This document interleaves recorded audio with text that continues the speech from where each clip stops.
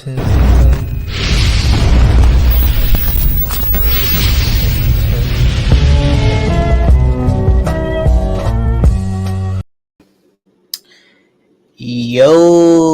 what's up?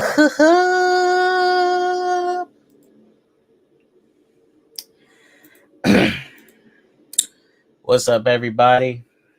I'm gonna play a little bit of Gotham Knights with you guys while talking Batman. Well, not Batman, Black Adam. Black Adam.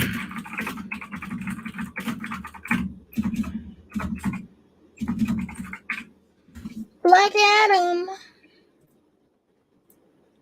Believe it or not, guys, I like me some Black Adam. Hey, and AMBW. Hey, I seen a lot of people say the movie was. Look.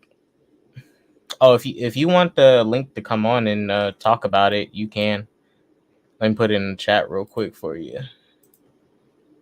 For me, the lowest I'll agree with anybody on this movie that it's like a C minus, the lowest. I give it a B minus. The lowest I can see somebody go with it is a C minus, and I can totally see that because honestly, it is a average comic book movie. Nothing bad, nothing great. It's just okay. It's good. This is a straight up action movie. You know, like this is a total action movie. Have you heard that Hawkgirl is headed to the DCEU? Say Geekosity. Hunter, we don't take Geekosity as fact here.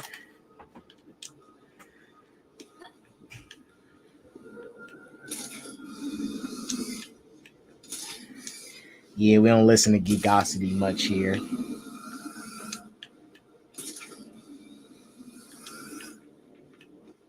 I mean, well, if Hawkman's in the DCEU now, I mean, well, not, I don't call it DCU. I call it the DC, just DC. Yeah, I mean, if Hawkman's here, it totally makes sense for Hawkgirl to eventually show up. One thing about Black Adam that I wish they did was if them actually explaining which type of Hawkman this is. Like, is he a alien? Is he from another planet? Like, I wish they did break down which version of Hawkman this is. Like, is it the regular one that's just on Earth and he found nth metal and was able to use it to, fly around and all that and use his abilities? But me personally, you guys, I want to go see it again. I like this movie. I literally don't dislike it. I like this movie. You know what? The critics who are bashing this movie, like I seen the critics bashing it for like political reasons and stuff and whatnot. I'm like, bruh, this is an action movie. Like, get the fuck out of here. I seen critics literally complaining that this movie didn't do enough with like focusing on politics and stuff. Like, what the fuck is an action movie? The only political theme this movie had was the fact that Kahndaq was a nation overrun and finally taken over by, it was a nation overrun and taken over by many people. The most recent invaders was the Intergang, and to Intergang, they popped up, right? So Intergang popped up, and they're literally terrorizing people and, taking their natural resources. But basically, Intergang is mining for Eternium, which is, well, they're trying to look for Eternium and other old relics in Kahndaq, but they're looking for a Sabac's crown, which is made out of Eternium, and you need Eternium to create Sabac's crown so they can bring back Sabac and wake him up.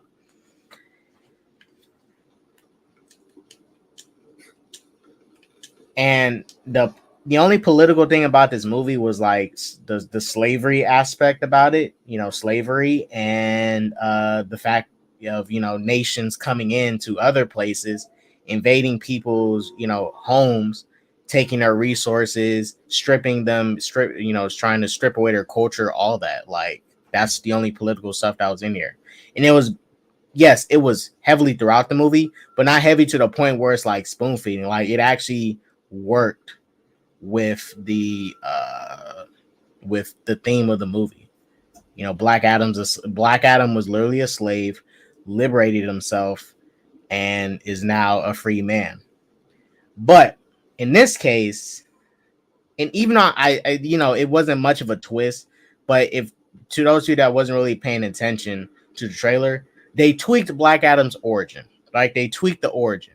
So instead of him taking the abilities from his nephew, in this version it's his son.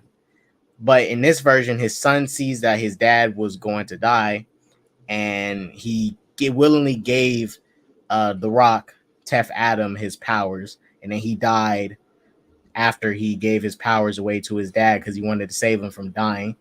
Because his son was able to inspire the slaves of Kondak to stand up for themselves. You know, finally fight back. Like, let's push back because he found Eternium, and the son wanted his people to be free.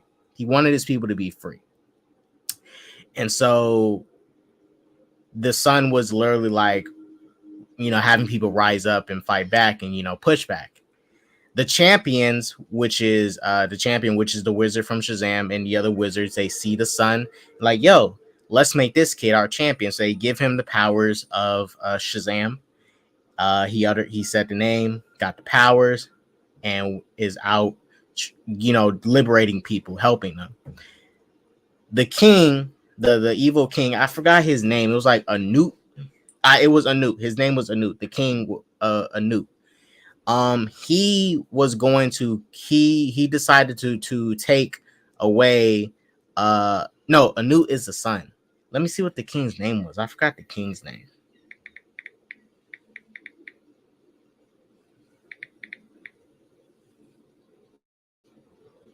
Anu is his son. It was Amon. We'll just go with the evil king. The evil king decided to kill Black Adam's son's mother, and Black Adam's son literally gave him his powers, and that's why he has the powers. But the difference is that his son was trying to be a hero for the people, a protector, a champion of sorts. But all Black Adam wanted, Tef Adam, was revenge, and he used the powers and almost destroyed Kondak.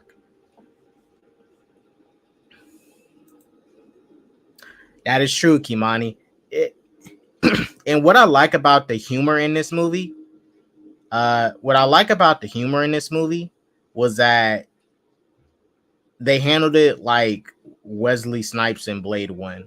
You know, because that was one of my fears going into this movie. I was like, man, is Black Adam finna be cracking jokes and stuff? Like, nah, he wasn't like Thor and Thor 4, who was literally being a clown, like cracking jokes, like trying to be a wisecracking clown. All the jokes was around him, and he responded in a way that came off funny, but he wasn't trying to be funny. That's how the comedy worked. Kind of like Blade and Blade 1. He wasn't trying to be funny. It's just his responses to certain things came off funny, you know? And I like that they did it like that. Dwayne Johnson, to me, he did take the role serious. He didn't do his little weird eyebrow stuff. He took the role serious, and I appreciate him for that.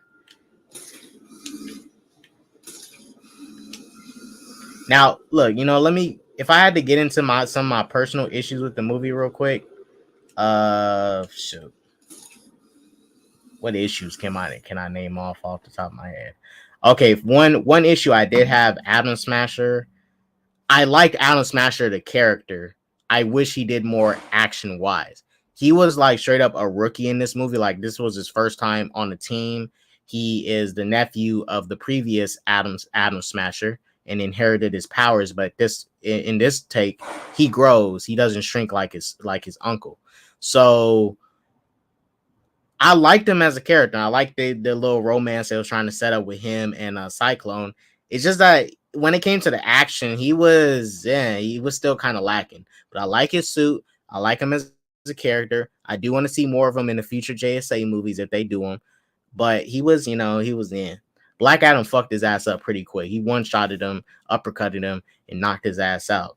Black Adam fucked his ass up. Well, yeah, Adam Smash when it came to the action, lacking. Not enough. Not enough. But I did like him being, the lighthearted, the lighthearted person of the team that doesn't have much experience. He's young. I liked it. Dr. Fate. That's DC. Please don't fuck us. Please don't fuck us over. I believe this is not the last time we see Dr. Fate. But if this is the last time we see Dr. Fate, DC, go fuck yourself. They'll go fuck yourself. If this is the last time we see Dr. Fate, Pierce Brosnan's Dr. Fate was perfect. Like, there is other people that donned the Dr. Fate helmet in the comics. But Dr. Fate will be back. I hope he'll be back. I believe he'll be back. But if he doesn't come back in like any of the future movies and stuff, DC, go fuck yourself. But Pierce Brosnan was great. One of the best parts of this movie. The best parts about this movie is Pierce Brosnan, Dr. Fate, Hawkman, Aldous Hodge, Hawkman, and Dwayne Johnson's Black Adam. Me personally, I like Dwayne Johnson's Black Adam. He was a man of few words in this movie. He was a fish out of water, trying to reinsert himself back into the world and stuff. Trying to understand it, especially in the opening action sequence. I like the scene when it slowed down. He was using super speed and he's like looking at these people that's attacking him and they're shooting their bullets that he thinks is magic and stuff, and he's just trying to wonder like what's going on. Like, he's like processing everything. He's trying to process things. I didn't like that choice in music in that scene. I thought that was really weird. I did like the choice in music in other scenes, like the Kanye that played, and in that old school Western music when they had the old showdown sequence. Let me get the AMBW something. I did want to comment about that final fight. The Rock kind of overhyped the action a bit. The action choreography was good in this movie. The best action scenes was Black Adam versus Hawkman, Pierce Brosnan, Dr. Fate, whipping out them spells and stuff. Dr. Fate versus Sabak. That shit was fire. But that final fight with Sabak and Black Adam, too short. That shit should have went on a little bit longer. Like Sabak, Sabak was throwing hands with the rest of JSA. He was fucking their asses up. He was about to rip off Hawkman wings. Dope. But, Black Adam, and that should have been a longer fight. Not too long, but it should have been where they was more evenly matched. Like Zod and Superman wasn't Man of Steel. It should have been a little bit more evenly matched. Because Black Adam totally outclassed him in that fight. He totally outclassed him. Hawkman just created a distraction, and Black Adam came there and fucking slaughtered. Yeah, I love seeing Black Adam coming in there slaughtering stuff, but Sabak, Sabak wasn't bad. I don't think Sabak was bad. I like Sabak. I just don't like how short that fight was. Like, it should have been a little bit longer. Sabak's death was awesome. They took it. Yeah, I like when he powered up. He said, "Tell him the Man in Black sent you." Ripped his fucking head off. I was like, God damn.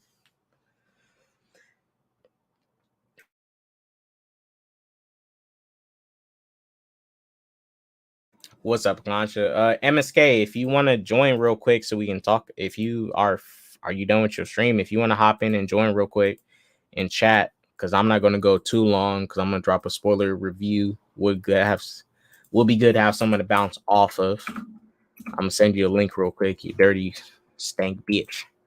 I'm going to send you the link. Come get your fucking ass in here, fucker. Oh, don't worry, guys. I'm going to get to your comments, too. We're going to, discuss more about the movie. I might go see it a third time. I really didn't dislike this movie. I'm going to get to more issues I have soon. They should cast Karen Gill as Hawk Girl because Karen Gill has orange hair. Oh, isn't that the... Let me see. She sounds familiar. Doesn't she play Nebula in the MCU? You mean Karen Gillan or Karen Gill? I don't. There's no Karen Gill, but there's Karen Gillan. You were talking about the girl that plays Nebula.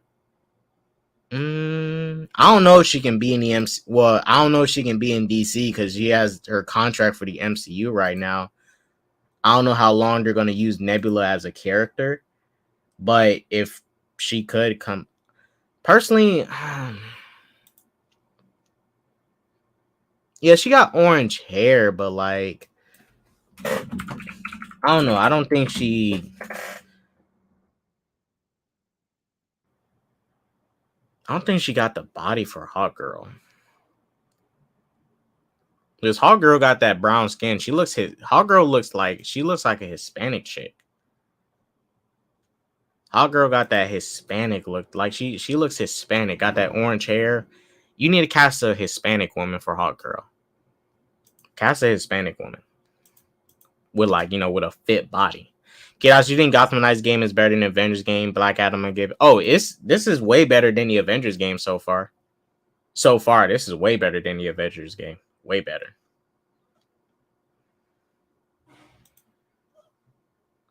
Tell them the Man in Black sent you. What up, Knight? What up, Tony Tone? I was so confused why so many heroes were working with the Waller lady JSA, then so many in the end. That was my only problem. Yeah, this is my thing. I appreciate The Rock for bringing back Superman, but I still feel like it still feels like there's a rush to things. Like you already have the JSA like slightly working with Waller. They're not working for Waller. They're just working together for a common goal. That's it. They don't get paid by Waller. They, coexist. They have the same end game.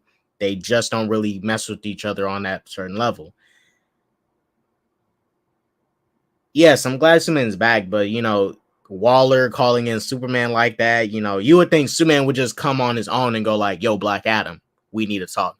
I think with that last post-credit scene, take out Waller's, coming in to threaten Black Adam, just have Superman just literally pop up and go like, we need to talk. Like, that's it. We need to talk. You've been making waves. You've been making waves across the world, but we need to talk like ASAP. Who'll be the next Dr. Fate in DCU? I do not know. It better not be a woman. Yeah, I don't want no woman Dr. Fate. I want a man. Was this a JSA movie? It was a Black Adam movie. It was Black Adam featuring the JSA, but it was still to me a Black Adam movie because majority of this movie was about Black Adam, his origin, the lies that was told to the people of Kondak, the stories. Because honestly, this movie did slightly mislead me. Like the statue, I thought that was Black Adam statue. The whole when I looked at the trailers, I was like, that's Black Adam statue. He did become king, so he never became king. Like I thought he became king in the past before going into the movie, but no, like he wasn't. He was never a king. He was just a man that was given these powers by his son. He didn't know how to control these powers. He was fucking pissed because they killed his son, and he almost destroyed the nation he grew up in. And then he got put away because of this great destruction that he caused. And that he was kind of okay with. Like, he honestly didn't really want to be woken up again. But the JSA, they was a feature. Like they was definitely a feature in this movie. But Hawkman and Dr. Fate was more on the main cast of people that's like leading. Atom Smasher Cyclone, more background.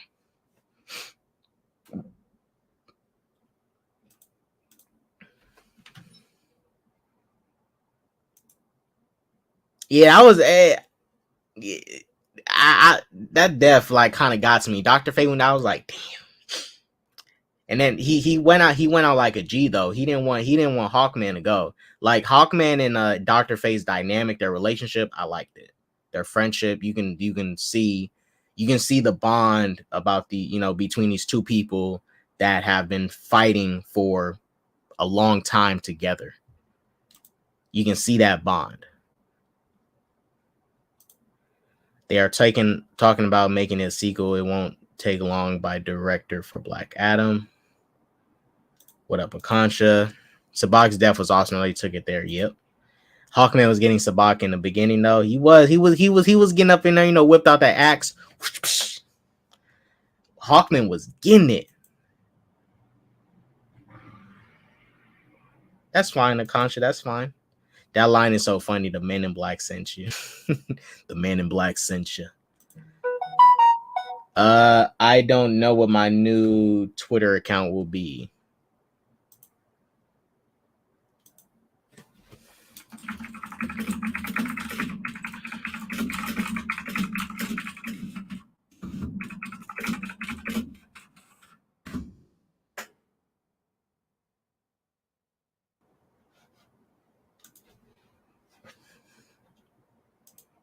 Oh, Nerdman, I'm gonna put it in the chat. They blocked me on Twitter, so I'm gonna put it in the chat for you, Nerdman. Here you go, Nerdman. So we can talk about the positives, the dislikes, all that. Honestly, you guys, look, I've seen the critics' reviews. Look, Rotten Tomatoes critics, audience reviews, I think both their reviews are stupid. I don't care for either one. Rotten Tomatoes is a trash review site in general. Look, this shit was an action movie. Yeah, you can join if you want, Jaden. It's a rock movie. It's an action movie. I came in here and watched it for what the fuck it was. It was a rock action movie. Like, I was not expecting no deep, the Batman level movie. Yeah. What's up, man? I'm cool. Yeah, I'm glad to see you like this movie, but yeah, basically it's a rock action movie. Yeah. But and I said earlier in it that the lowest I can see somebody go that I can agree with is a C- for this movie. Yeah, exactly. It's got bad elements to it that is very, very obvious, but like it's still got these unique parts.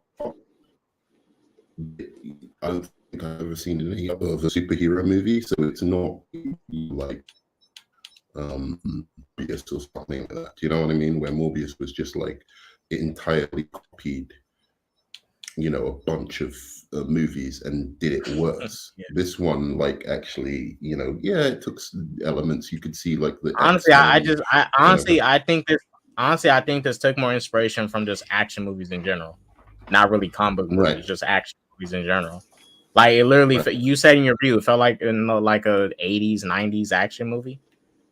Yeah, which isn't bad. Like it's like it felt. And look, honestly, with action movies, and look, I like action movies, but a lot of them don't have like great stories like that. If you had to be honest, the best parts is the character. Is the best parts about action movies is the star, the characters, the one-liners, the action, and the music and stuff, and that's really it. Yeah, and as I said, I can understand anybody seeing this as a bad movie. What I can't understand is anybody capping for the MCU TV shows and Thor: Love and Thunder. Right. If anyone likes Thor 4 but hates this movie, oh hell no. If anyone likes Thor 4 but hates this movie, no. I seen some people that like Thor 4 but call this movie trash. I'm like, hell no. Hell to the fuck no. Right. I think it's Thor 3, isn't it? But anyway, yeah. No, Thor 3 and 4. If you like Thor 3 and 4 or any like oh shit, yeah, it is Thor 4. You're right. Yeah, like, I'm not about that. I think Black Adam is way better than Thor 4. I'd rather watch Black Adam over Thor 4. Dwayne is a way better leading star than freaking Chris Hemsworth. I'll totally take Black Adam. And I did like Black Adam in this movie. Dwayne took the role serious. He didn't do his goofy eyebrow stuff. And the JSA were charming. All of them, actually. I didn't think there was like, I thought the two tertiary ones, the Wind Woman and Atom Smasher or whatever, I thought they didn't outstay their welcome. Right. I mean, they got cheesy. Yeah, they got the right amount of screen time because they was like the rookies. So that's one thing I will say. The rookies got the right amount of screen time. and the OGs, Hawkman and Dr. Fate, had more attention on them, which they should have. Yeah. So I did want to, real quick, I did want to ask you, because I asked you in your stream how you felt about Sabak. I didn't dislike Sabak, but I can see why you would say, he was a okay villain. I thought he was a good villain up until he transformed. I mean, good villain in the sense of these modern superhero movies, because 90% of the, I mean, he was as good as the one from Civil War, for instance. What's his name? Zemo, Baron Zemo, in Civil War. I'm not talking about anything else, but I'm just saying in Civil War. As far as it goes, that villain was as good. He functioned just as well as him. He was just the antagonist, right? And he was evil. He had an evil look. He did evil shit, whatever. And then he turned into Sabak, and I was kind of like, I don't really get this. Like, are they supposed to get the crown off his head? Because he just tore him apart when the crown was on his head. Yeah, I'll say this: that final fight between Black Adam and Sabak ended too quick. I think Sabak should have been, how Zod and Superman was in Man of Steel, how they was kind of even, but one can still kill the other, but they were still even to an extent. Like, I totally love Sabak, like totally destroying Hawkman and also almost pulling off his wings and killing Dr. Fate. That was cool. Like, I thought that shit was badass. I understand why, because Sabak is a very powerful being, but they still should have made Sabak closer to Black Adam's level of power. Not because Black Adam totally came and fucking obliterated him. He destroyed him. He violated him. Yeah, he violated him. He violated it. I like that was it was a little bit equal, and then it just went into like, wow, he just Mortal Kombated him. Like, I don't really understand, because he still had the power. So I don't understand how he did that, but whatever. All I'm saying is 3/4 of this movie, I was waiting for it to get bad, and then it got to a point where I was like, "There's no way this movie is as bad as they're saying it is." Do you know what I mean? Well, okay. So for me, the second and third acts is where I'm like, okay, I really like this. When the JSA comes in, I'll say this much: I didn't like that opening narration. I didn't like how it was narrated. I thought the kid. Really? I don't think the kid was bad. I don't think the kid was bad. It was just the way he narrated it reminded me of how Gal Gadot was narrating the war scene from Justice League. Very bland. It didn't feel like there was no passion in it. It was just like straight up reading from the paper. It didn't feel like there was no passion in that narration. I like the visuals, like the visual storytelling of the opening narration. Just the kid should have narrated a lot better. Like, put some soul into it. I think the kid got increasingly annoying. So by the time I was like, nah, I really hate this kid, I was already into the movie. So it didn't really bother me that much. But like at the beginning, I was like giving him a chance, because I was like, oh, he's fine. He's not that terrible. But as soon as he started trying to make jokes, and as soon as he became like the revolutionary leader, and the stuff with the dead people army, that's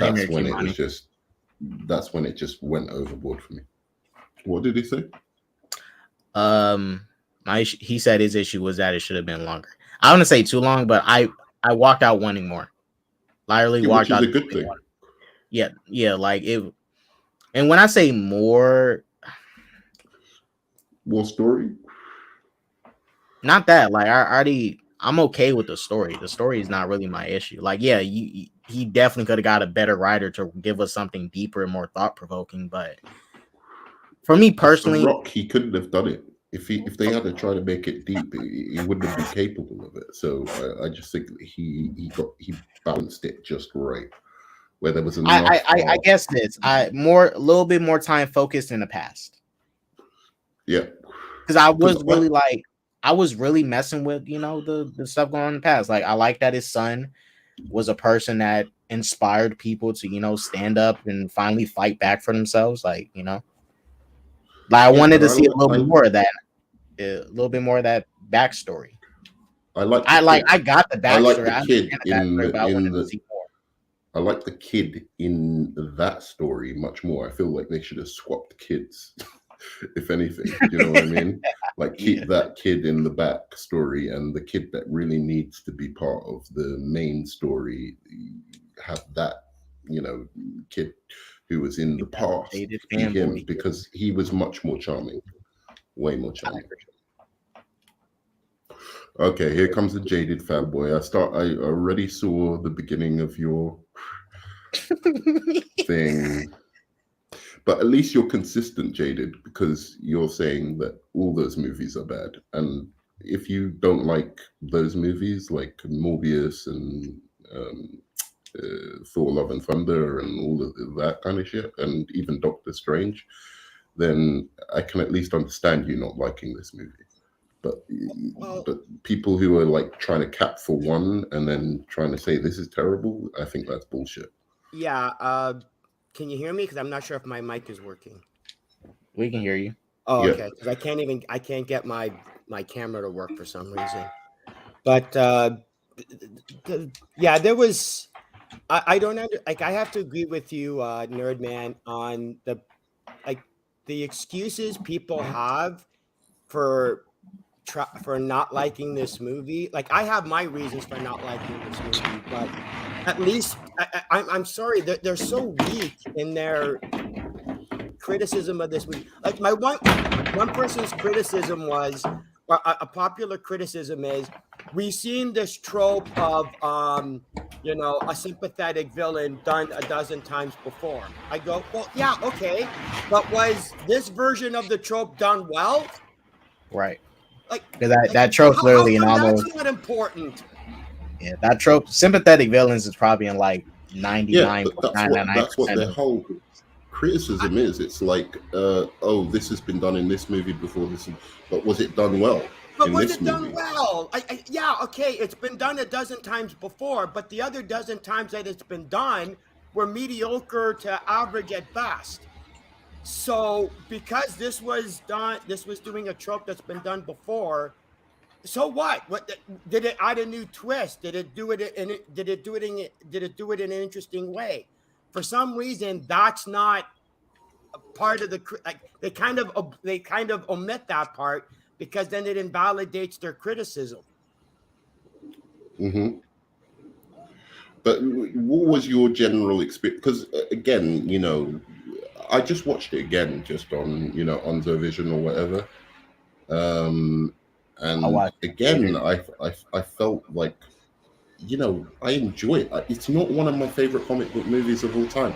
Again, I don't think it should be a template for DC movies in general. But since DC movies have been usually like it's director driven, it's fine to have this director driven dumb superhero movie. But it's dumb in a way that I still think, for the most part, is kind of charming. And the action is one of the best I've seen in a superhero movie in terms of capturing actually how superheroes would be in this world. Yep. Well, and that's why I say when I watched the movie, I like how Black Adam was totally utilizing his powers. Like, he has the same powers as Billy, same exact abilities. But like his overuse of them and how he just utilizing like 24/7 and stuff, like just electrocuting slightly electrocuting the TV just because he didn't know what it was. I just like him being over the top, walking through the fucking walls and like this dude. I liked it. I liked his presence. Yeah. Loved it. Yeah. And look, I'll say this. I'm coming back, and then I have an important question for you. But I'm coming back. I'll be like 10 minutes. Okay, I will still be here. So I take it you guys like the movie then? Of course, JD. We love movies here. we don't hate I weep inside. I weep inside. But JD, we know you secretly love the movie too, man. It's okay. I wanted to like the movie. I'll tell you. I'll give this movie one thing. It had an actual great premise. It had an interesting premise. The problem was there was too much stupid, too much plot convenience, too much Deus Ex Machinas, too much forced storytelling, and it ruined it for me. That was my problem with this movie. I wish when the movie first started, I literally blew this movie off. I was going, okay, this movie's a joke. I don't have to take it seriously. The dialogue was ridiculous. The story was ridiculous. The weird thing is as the movie progressed, it's actually establishing and forming this really interesting character of Black Adam and his story. And it was like, okay, this is getting interesting. But then as soon as I would see glimmer of story, within a couple of seconds, the movie would go, okay, here's some stupid and some plot convenience to get the story, keep the story going. And it's like, stop ruining the movie. Like, this movie was literally ruining the movie for me.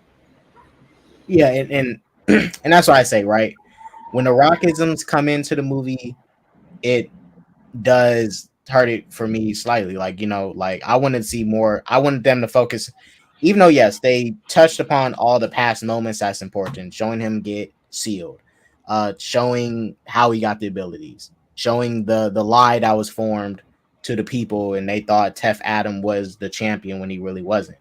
Like I just wish they focused on it a little more. That's why I kind of wish the You first didn't half. think it was too much? You didn't think it was too much exposition, though. There were. I do. All right. When I say I wanted more of the past, like I want to see more of the dynamic between The Rock, his son, and I want to see more of that dynamic. Like I want to see their relationship. I felt for him like that scene when he was at the after he saved Isis' son. After he saved Isis' son, and he went back to look at his son's statue, and Hawkman showed up. I like Dwayne's, acting in that scene and him talking about these powers being a curse and stuff. Right. But I wanted to see more of him and his son's relationship in the movie. Right. I wanted to see that. I buy the relationship. I thought it was there was a genuine relationship, but I wanted to see more. The problem is that the relationship between him and his son was just the way of having Black Adam get the powers. The son's only purpose was to go, here's how Black Adam gets his powers. Once that was done, the son was no longer necessary. So there was really nothing to explore, unfortunately. That's one of the problems I had with this movie. Hey, Jamie. Hey, it's up. I agree. One thing the movie should have done, I think they should have had the boy, Anoop, not Anoop. The son. No, not Anoop's his real son. Isis' son. I think it was Amon. I think he should have kind of attached himself to that kid, like he reminded him of his son. Why? He was an annoying little creep. He was Freddy. He was Freddy from the Shazam movie. They took the Freddy character from Shazam and said, "Hey, let's just put him in the Black Adam movie. Maybe nobody will notice." He literally goes to Black Adam. You need a catchphrase. Really? What other superhero in the DC universe has a catchphrase that suddenly he needed a catchphrase? It's like, well, he has comic books. They read comic books. Yes. Okay. Name me. Okay. What's Wonder Woman's catchphrase? What's Batman's catchphrase? What's Superman's catchphrase? What's up and away? Come on, go ahead. They don't have Superman's is up and away. Batman's just on vengeance. Superman hasn't said up and away for 50 years. Hey, you see, he still got it. He doesn't. No DC. Nobody in the JLA has a catchphrase, but all of a sudden he's supposed to have a catchphrase. But in this, the way they set up, that's why I say they still kind of rush some stuff over. The Justice is already like popular heroes and stuff. They literally have comic books in the universe based off them. It's cool. DC is a company inside the universe, so it makes sense he's gonna be a fanboy nerd and stuff and geeking out over these heroes and asking Black Adam like, "What's your top speed?" Again, here's the thing: doing that, which is basically the Freddy character from Shazam, asking him what his power sets are, that's fine. But telling him he needs a catchphrase, the man in black sent you. It's like, what are you talking? Give me a break. What happened to K-Dot? Oh. No, I'm sorry. The whole Jaded. To be fair, they looked at Tef as a hero. Like he literally looked up to Tef as a hero because they I want him don't to. mind that. I'm just saying. I mean, that's why he was so invested. Like, yo, you need a catchphrase, so because he legit thinks he's a hero. That's why he was invested. He was invested because Tef was a hero. Why was he a hero? Because he did what? Tried to Because of the lie in their history books. Because they thought Tef Adam was the champion when he wasn't. It was his son. They thought he was the champion. Right. And he kept telling them no. And he keeps brushing them off. And he keeps telling them, I don't want to do this. But Tef was still choosing to help. Remember when he woke up, he literally saved Isis from getting that rock crushed on her. Like he still chose to help people throughout. Like, yes, he didn't care, like, but he just stuff was in his way. He either destroyed it or helped. Like he cares about the people of he cares about the people of Kondak still. He doesn't want to rule them, but he does care about the people. He's not going to just let them, be invaded and stuff. Why? He was going to leave a dozen times. He literally goes, this isn't even my home anymore.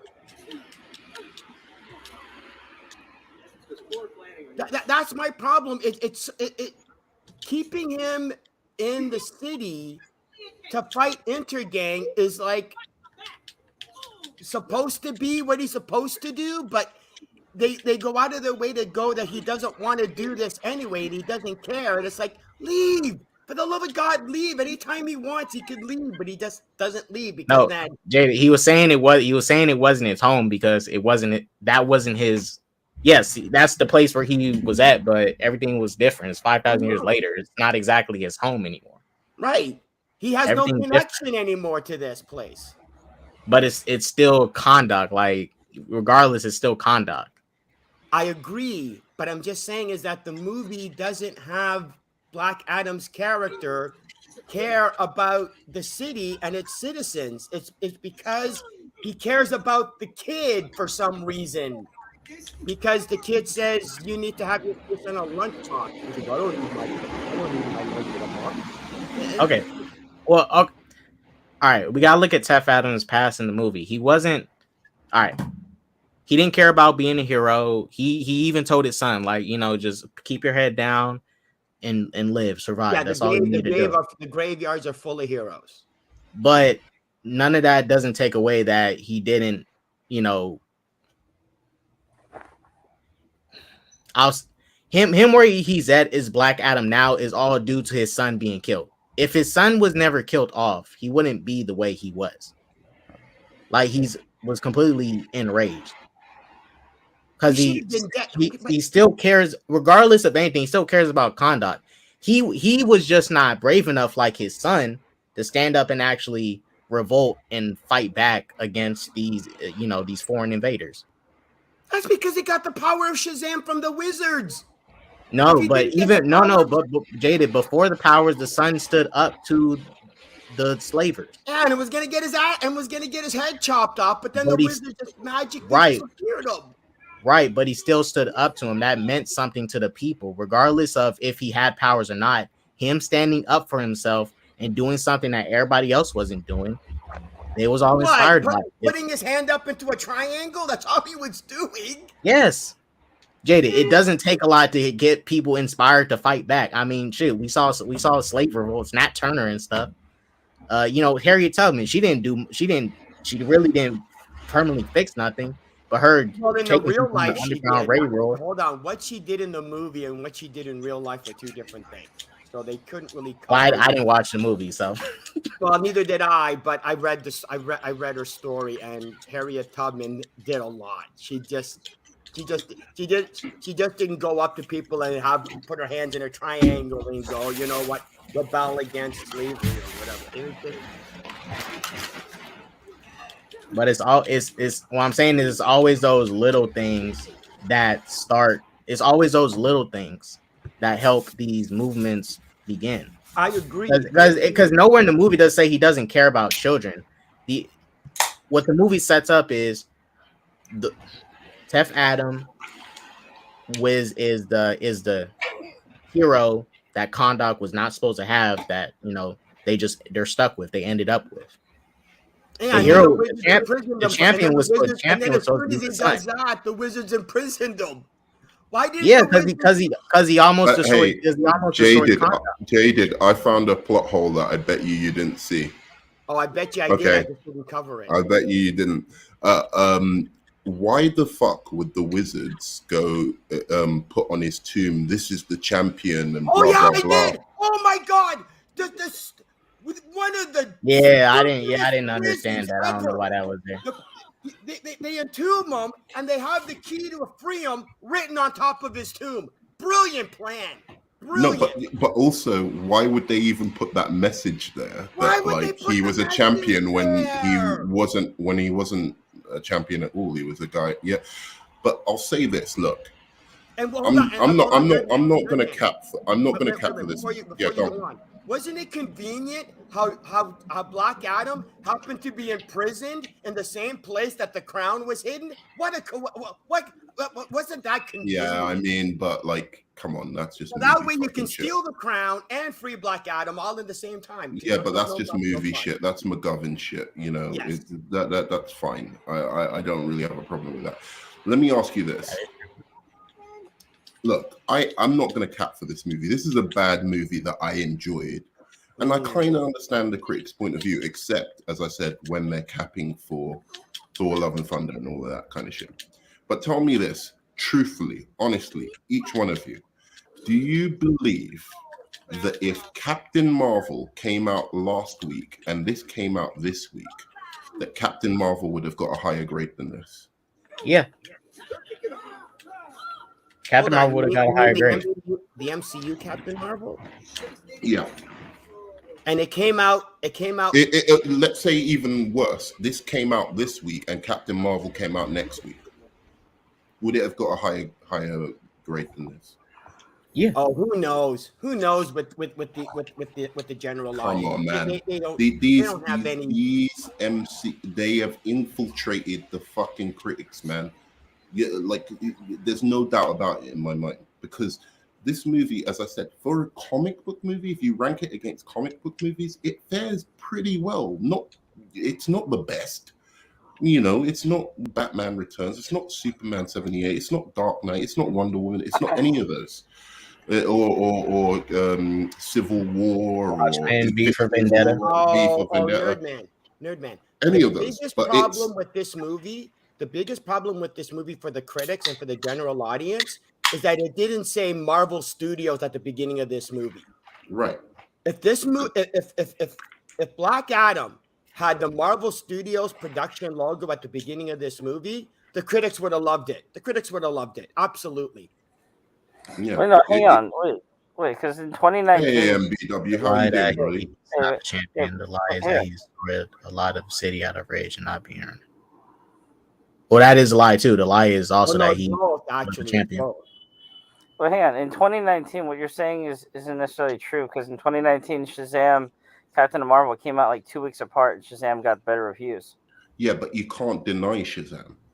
That's the difference. Like, Shazam is just a fucking. Well, all right. Captain Marvel made more money. That is true. Shazam did get a higher grade. But it should have got a way But even higher then, K-Dots, that should have got a way higher grade. Not like a little. No. Shazam has a 93% from the critics. Yeah, but Captain Marvel has like 80, 70 something from the critics. It should have been a gulf. Captain Marvel should have got what BVS got. Oh, I totally agree. I agree. You know what I'm saying? Yeah, I totally agree. Then they were capping. Like, oh God, wait, hold on. What did the critics even rate the Eternals? Hold on. No, they rated that fairly. I think they they got about 43%, which isn't fair. It should be BVS levels as well, but yeah, they actually had some sense, and they. Oh, okay. The critics gave it 47, but the audience gave it 77. So it's like it's no matter. Wait, and that's why for Rotten Tomatoes, the audience and critic score, I think both sides is dumb. Whether for any movie, critics, fan, I don't care, because the whole site to me is irrelevant. Because one thing I seen the critics bashing about this movie was that it wasn't doing the political commentary they wanted it to do. What Right. What are you talking about? There was more than enough. The mother Yeah, couldn't about it. Yeah, no, she couldn't, and it kind of made her unlikable by the end. I was like, I wait a hated second, her. I hated what her are you so talking much. about? Like, you want to? I understand you want to save your son, but you're like, fuck the people, fuck the world. I want my Yeah, that's her son. No, I get that, but to say it like that, to say it the way she did it, she could have said like, I know that. I'm going to give the I know that I would back as long as unleash. you give me back my son. And it's like, Yeah, well, exactly. Dumbass, what do you think is going to happen when he gets To the your crown? son. He's going to suddenly not. Give me a break. Yeah, no. All right, let me ask you guys a question. Let me ask you guys a question. Quite good, but let me then ask you I guys a think question. it just went haywire with her. Because wait a second. She at first she was like, "Don't teach my son violence," and I'm like, "Oh, I like this version of the character because there's conflict between her and Black Adam." But by the end, she was totally on board with Black Adam. So I didn't get where I thought you didn't like violence. You wanted to bring Kandak to peace and blah blah blah. And now you're just in for this. No, she wasn't on board with her son being taught. It's like she didn't even let her son fight in the final fight. She wasn't on board of her son being taught violence, but didn't have a problem with Black Adam killing everybody that was against him. It's like, yeah, that's hypocritical. It doesn't seem to track. All right. You can't go. No, it's all right. It's literally like this. It's literally like this. No mother wants her son to be some gangbanging hoodlum that's going around killing people and stuff. Right. Black Adam, he's a full grown man and stuff. Like he was supposedly the champion. He's supposed to protect conduct. That's his job. That's not the son's job. That's his job. Right. So she expects him to do it. She doesn't want her son to be going out there, going around killing people. She doesn't want her son to be a gangbanger, but she's telling all the gangbangers, solve all our problems with violence. No, she wants Black Adam to solve the problem, not with the son. Violence. Yeah, no. Yes, because that's the only way to solve it. She doesn't want her son to solve it. She wants him to solve it. She's telling her son, don't be violent. It doesn't solve any problems. But then it goes to Adam, use the violence because that's the only way to solve it. Because that's the only. How are they going to solve the problem with internet? Wait a second. They literally occupied him for 27 years. She had the JSA. The JSA, she could have appealed to the JSA to do this, but not with their way rather than with Black Adam's way. But she was like, no, I want you to kill these motherfuckers. Yeah. Like, I want the absolute violence. So, look, I don't really care. It wasn't an intellectual movie. I don't think it was trying to teach me any morals. So whatever, her turn in her motivations or whatever, I didn't really give a shit about. What I gave a shit about was the JSA and Black Adam, and that was dope. That part of the movie was fucking dope. I don't care what anyone says. Yeah, Hawkman and Black. I like their Hawkman and Black Adam little rivalry. I liked it. Awesome. Oh, I was not a fan of Cyclone and Atom Smasher though. They were like, I didn't mind. Why wasn't Stargirl in this movie? That would have been cool.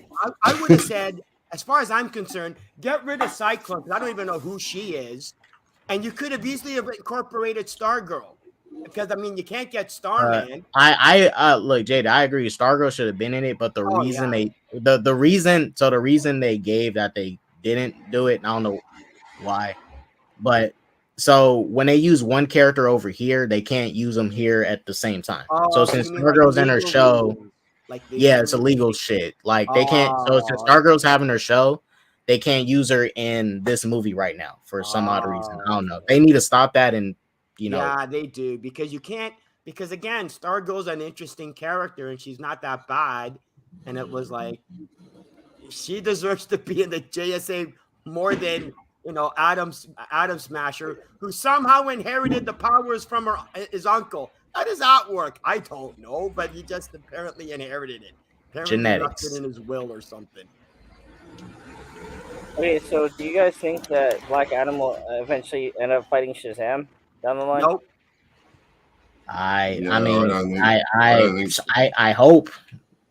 No. it's But not gonna happen. that's the one problem I have with the movie. It's like, All right, hello dude, everybody. you're just go on, man. Oh, well, no. I'm sorry. No, that was an accident. I was playing something. Never mind. If No, all right, if for me, if Shazam 2 has a post credit scene setting up the Black Adam and Shazam 3 should be about Black Adam versus Shazam family. That's what Shazam 3 should be. You know, Yeah. But he can't. I'm not finna sit through a whole Shazam trilogy and not have them not use his most popular villain that he should be fighting. Yeah, If but they don't Black fight in Adam- Shazam 3, then like and what disgusts me about this is as well, I bet you that David, whatever his name is, asked if he could That's use right. Sabak, because Sabak is actually a Shazam villain. And he Yeah. probably asked if he could use Sabak, and he was like, no, I'm taking that. And then I'm yeah, fighting. and actually in the comics, I think Black Adams and And Sabak were together so they had to make up the villain, even though actually they could have used the worm, The whatever, caterpillar. They could always use the caterpillar. Mr. Mind. They could have used Mr. Mind, but they maybe they were too scared or whatever, that it's too weird. It's a little in too the- weird for that. I don't know. They literally had Satan. They literally had Satan in a PG-13 movie. I don't think anything's too weird for them. Well, it's not really Satan. It's Well, all right. Well, Satan is attached to Sabak. He's one of the demons, well, no, but 'cause it's the he is 6 Satan. demons that get basically instead of the I forget how many wizards, Gods. 7 wizards. Instead of the wizards giving the power of It's Shazam, 6. demons give the power of Sabak. right. No, yeah. And what I'm saying So is it's first, not like yeah. Sabak himself is a demon. He's just infused by the He's more film friendly in their kind of imagination than a little fucking worm who, right. Psychically controls people. But I actually think that would have fit into the Shazam movie pretty well. I think they should have gone with him as a villain, or they could have gone with King Kid, which is another Or somebody like Black Adam, maybe. Or somebody like Black Adam, maybe. Well, someone like Black Adam, maybe. Black Adam I think Black Adam would have been a good choice for a villain for a Shazam movie, but that's just me. What do I know? Yeah. Rather than the Superman one, but I don't know. Maybe they'll do Superman. Yeah, but Nerdman, they're just gonna talk. Don't worry about it. They're just gonna talk. They're gonna go have a coffee and just chit chat. No big deal. But I don't get it. I don't get the organic relationship between them, because all I see is a big wrestling match in a film. You know what I mean? It's not going to be. It's going to be like, oh, well, they got close to the same strength, almost equal in all things, except one uses lightning and one uses laser eyes. And then what? But everybody loved the Superman versus not General Zod fight, so just have another. That's all they wanted. Let's give them another one of those. It's stupid. I don't even like that Superman. The Superman, funnily enough, the Superman 2 fight versus Zod is better for me than the one in Man of Steel. But anyway, that Superman 2 fight is peak cinema. That Superman 2 fight peak cinema, man. Oh, of course it is. Girl action. You don't like it, Jaden? No, I'm just saying he was calling it peak cinema. I'm not saying it. Jaden, that shit is peak cinema. Good. I'm just not calling it peak cinema. That's all. Jaded, do not hate on maybe that's a bit. Zod versus Superman versus Zod in his cronies fight. That shit was amazing. That shit was dope. The effects with the fan, the giant fan they had, amazing. I'm more of a fan of the female second in command. Yeah, she was great. And Feora, yeah, she was. That was Feora, right? It was Ursula. Yeah, and the soldier that she ends up fighting. I mean, he literally he knows he's going up against the Superman, and is going, I'm not backing down. And she respected him for it. And she's going, I'm going to. Oh, you are talking about Man of Steel. You are talking I'm sorry, about Man of Steel, right? Yeah. I don't think she was that great. Ursula was much better than her. Oh yeah, Ursula was way more interesting and way more. I liked her sexy. more than. To be fair. She had more dialogue too. I think, if I remember, she had more dialogue. Yeah. She was cool, Ursula. Blow them a kiss. Ah. I love that shit, man. Anyway, Oh, you mean from the Superman 2? yeah. Yes. But look, in the end of the day, as I said, it is a bad movie. But like a lot of these comic book movies are bad movies if we're talking about in general. Yeah. But why do they, why do the critics seem to, give the other group, the MCU, the benefit of the doubt and just lay into, DC like this? The villain. Well, because it's the Murder villain, for Thurman. instance, is not a great villain, but he's better than 90% of MCU villains. My not a guess, great one, but And he's better than all the Phase 4 MCU villains. to side with DC, I would have to go that maybe, and this is pipe 6 out of 10. is that maybe they actually have more expectation from DC. So with the MCU, they're going, well, it's the MCU. It's like a 6-year-old playing soccer and they're all fumbling around and they're going, yeah, but for a 6-year-old, he did really well. Whereas with DC, they're going, okay, it's Ronaldo, and with Ronaldo, we expect more. So maybe that's. I'm surprised you know so much about football.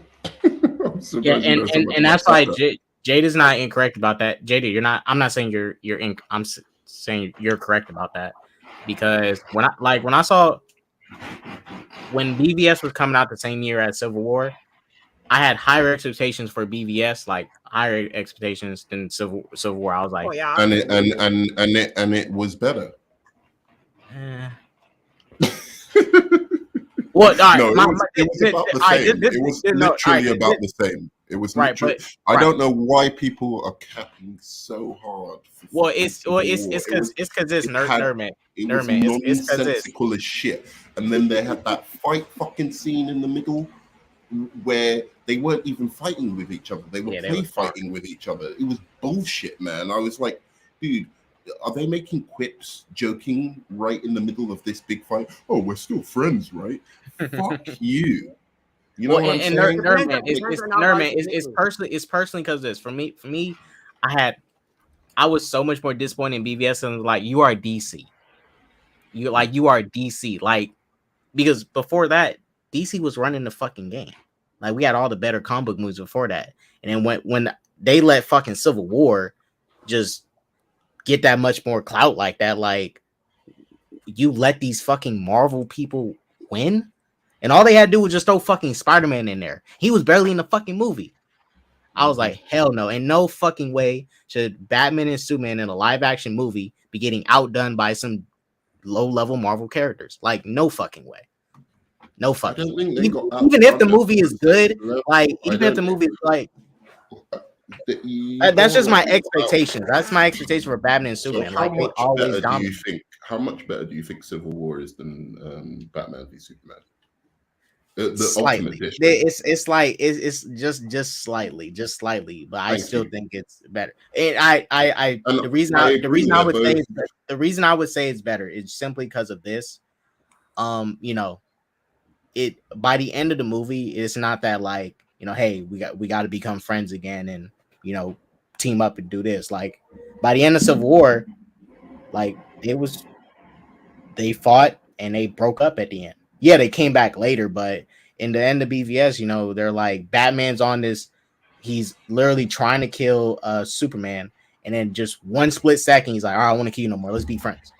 I'm like, dude. What the hell? By the way, Akancha, that's my main criticism of BVS, that I don't like the version of Superman. Like, right, and also that Superman regressed as a character in the movie too. Like, he just regressed. I was like, he was regressed from fucking Man of Steel. It wasn't. Wasn't even the same character. It was the same character, and it was awful in Man of Steel, and it was awful in BVS. I fucking hated every single element. Yeah, for me, I was giving Man of Steel benefit of the doubt because I was like, okay, I can work with this as long as you elevate him moving forward, like elevate from here. I didn't like too much of the origin, but elevate, have him go up. And Zack Snyder decided, well, I'm gonna put him up and then I'm gonna put him down again. It's like, dude, you do that later, like not that soon. You put him down too soon. Yeah, no, absolutely. But I mean, he fucked up Batman as well with the killing. Right. The thing I liked about it was that I like the realism. I like the political discussion, the philosophical discussion, and I thought the action was pretty dope. Action was dope. And the visuals were fucking amazing. And I thought it kind of reminded me of a DC Elseworld graphic novel come to life. That's kind of it. But I would still give it like maybe a 6.5 out of 10, maybe a little bit less. But that's exactly the same amount I would give Civil War. And that was what I was saying at the time. I was like, Civil War is just as,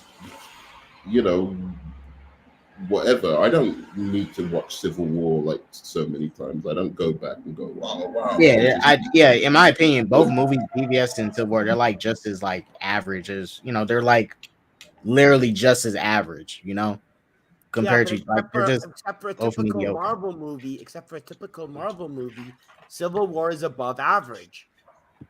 That's why it's getting for an MCU movie. Praise. For an MCU movie. Yeah, for an MCU movie. That's the point. For a DC movie, BVS fell short. BVS should have been better than it was.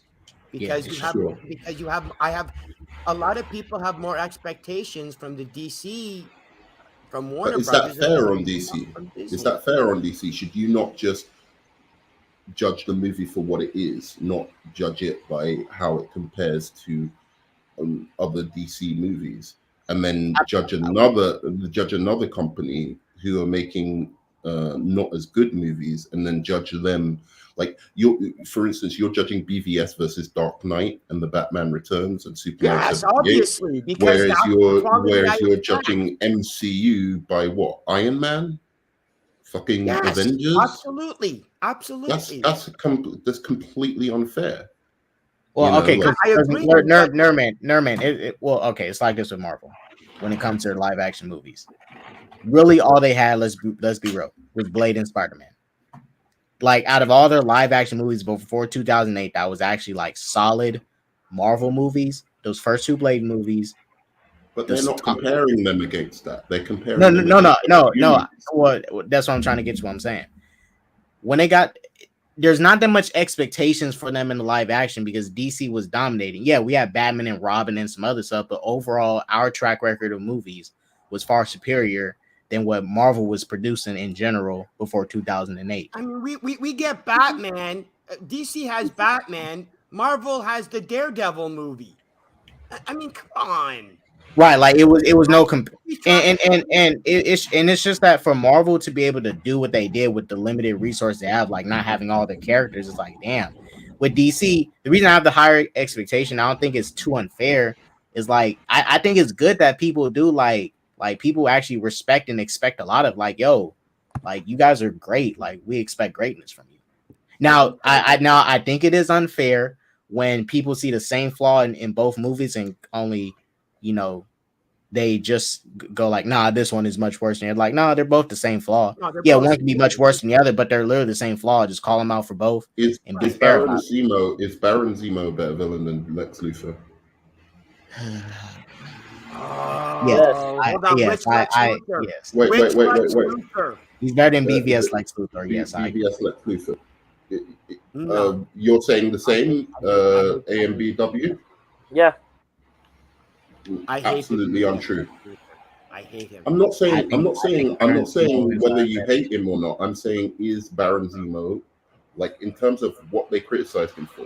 Like they criticized Lex Luthor, oh, his plan was so complex and convoluted and it didn't really hold up. How was it convoluted? It wasn't. It was incredibly simplistic. That was the problem. But so was Baron Zemo.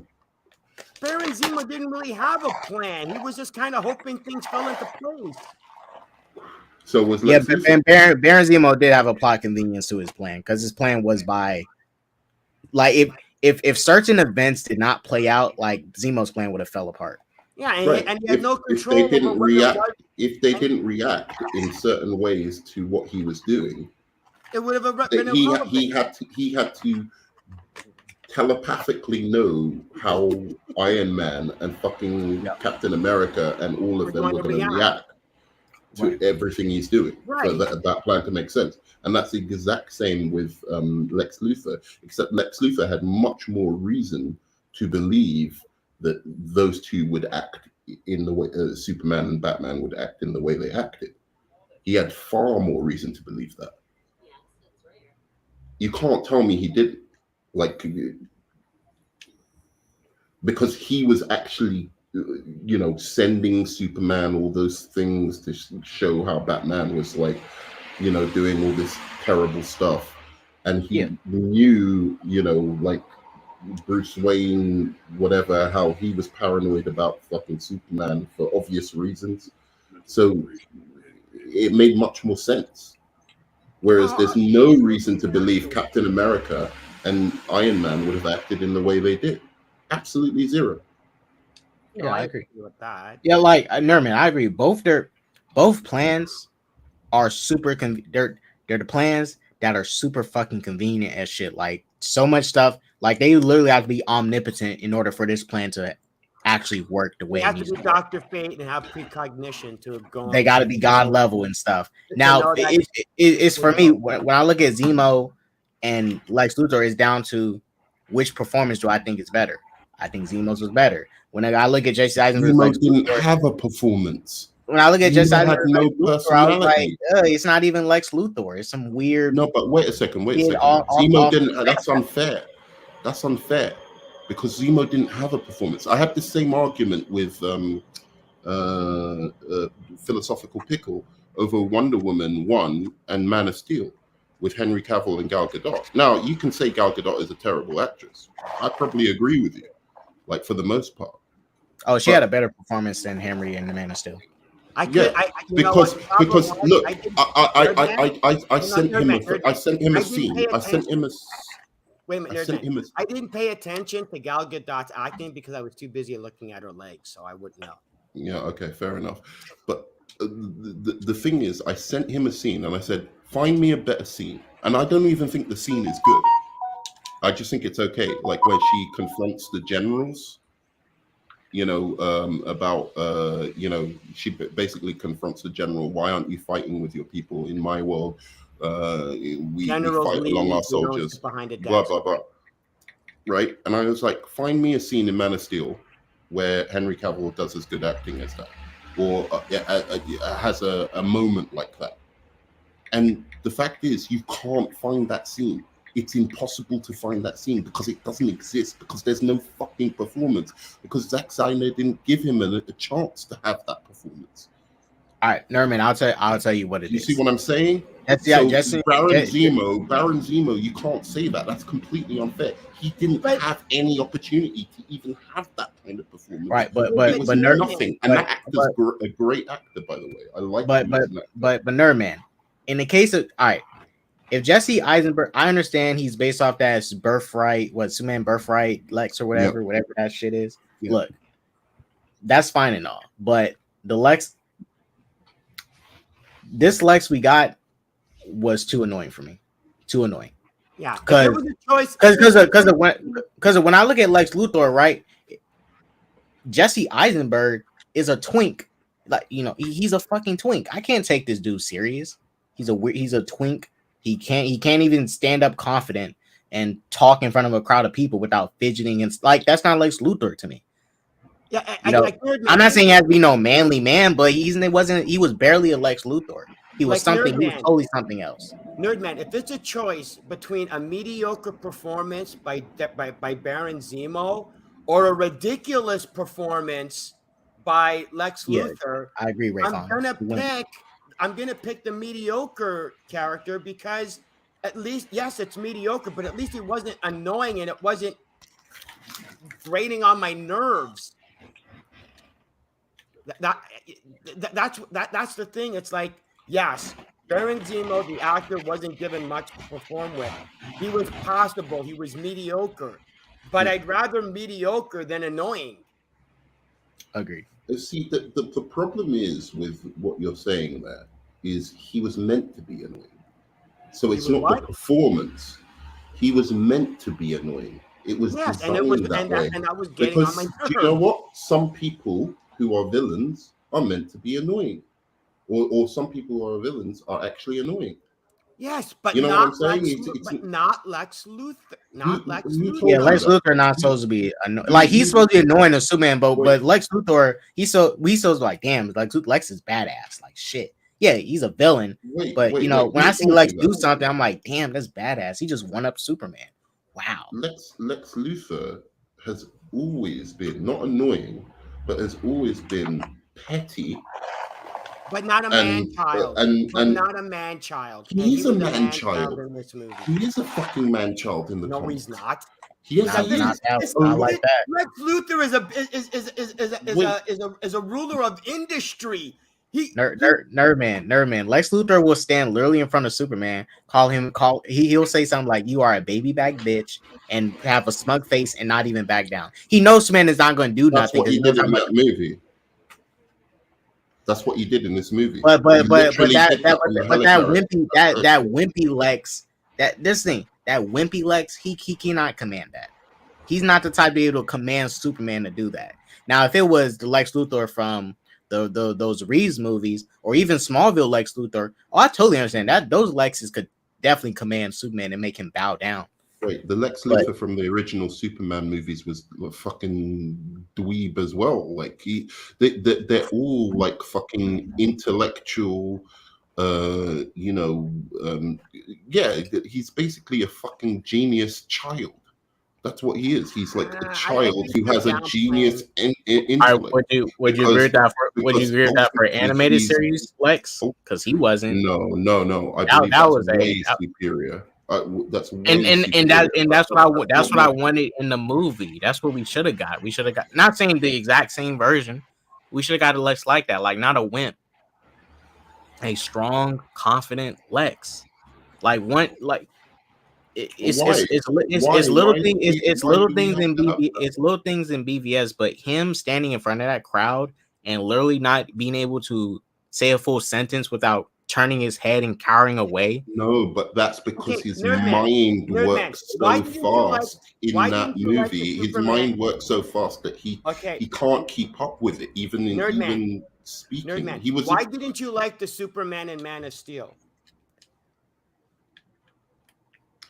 Oh, that's very easy. The Superman in Man of Steel didn't have any character at all.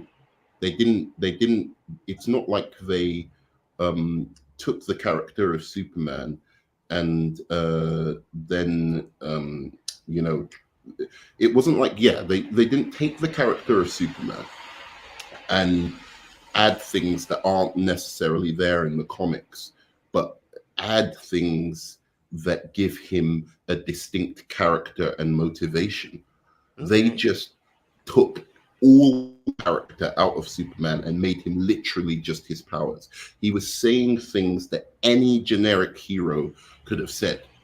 Whereas Lex Luthor in BVS wasn't just saying anything that any generic, I knew who he was and what not necessarily what his motivations was, but I at least knew that I can expect this of this character because he has an actual definable character. I didn't know what Superman was going to do in Man of Steel. I couldn't predict it because he had no personality. He had no moral compass. He had nothing. This Lex Luthor in this movie had a moral compass. He had a worldview. Yes, he had a moral compass. He had a worldview. His moral compass was that he was just completely fucking immoral. And he didn't care. He'd do anything to get what he wanted. They were kind of trying to make him be on the crazy side. Yeah, he was crazy, basically. I don't know. That was I just don't see Lex as crazy. I see Lex as an egotistical. Sure. I agree with you. I also see him as that. But at least I knew what he was in this movie. Fuck the comics. Fuck anything I've read before. I knew what he was in this movie. I didn't know what Superman was in Man of Steel. I had no clue. I didn't know why he was saving people. I didn't know if he was against Because his killing dad or taught killing. him to. Because his dad taught him. His dad taught him what? I don't remember. That's what he says in the movie. Don't look at me. His dad taught him he was great and that he has to come out at some point, but he needs to stay as a farm boy, but he needs to hide himself, but he needs to save people, but he doesn't need to save people, but he's a voice in an ocean, but he's Jesus, but he's not Jesus, he's just it was all over the place, all over the map. I had no idea who he was. Wait, Nerdman, don't forget his dad. If you remember the scene right before the tornado, and his remember Clark said he wanted to play like football and stuff and adventure and go out, and his dad literally told him, "No, son, you should stay on the farm." And I'm like, so you don't want him to experience the world. You want him to stay stuck on a farm the rest of his life. You want him to be a mama's boy. Okay, got it.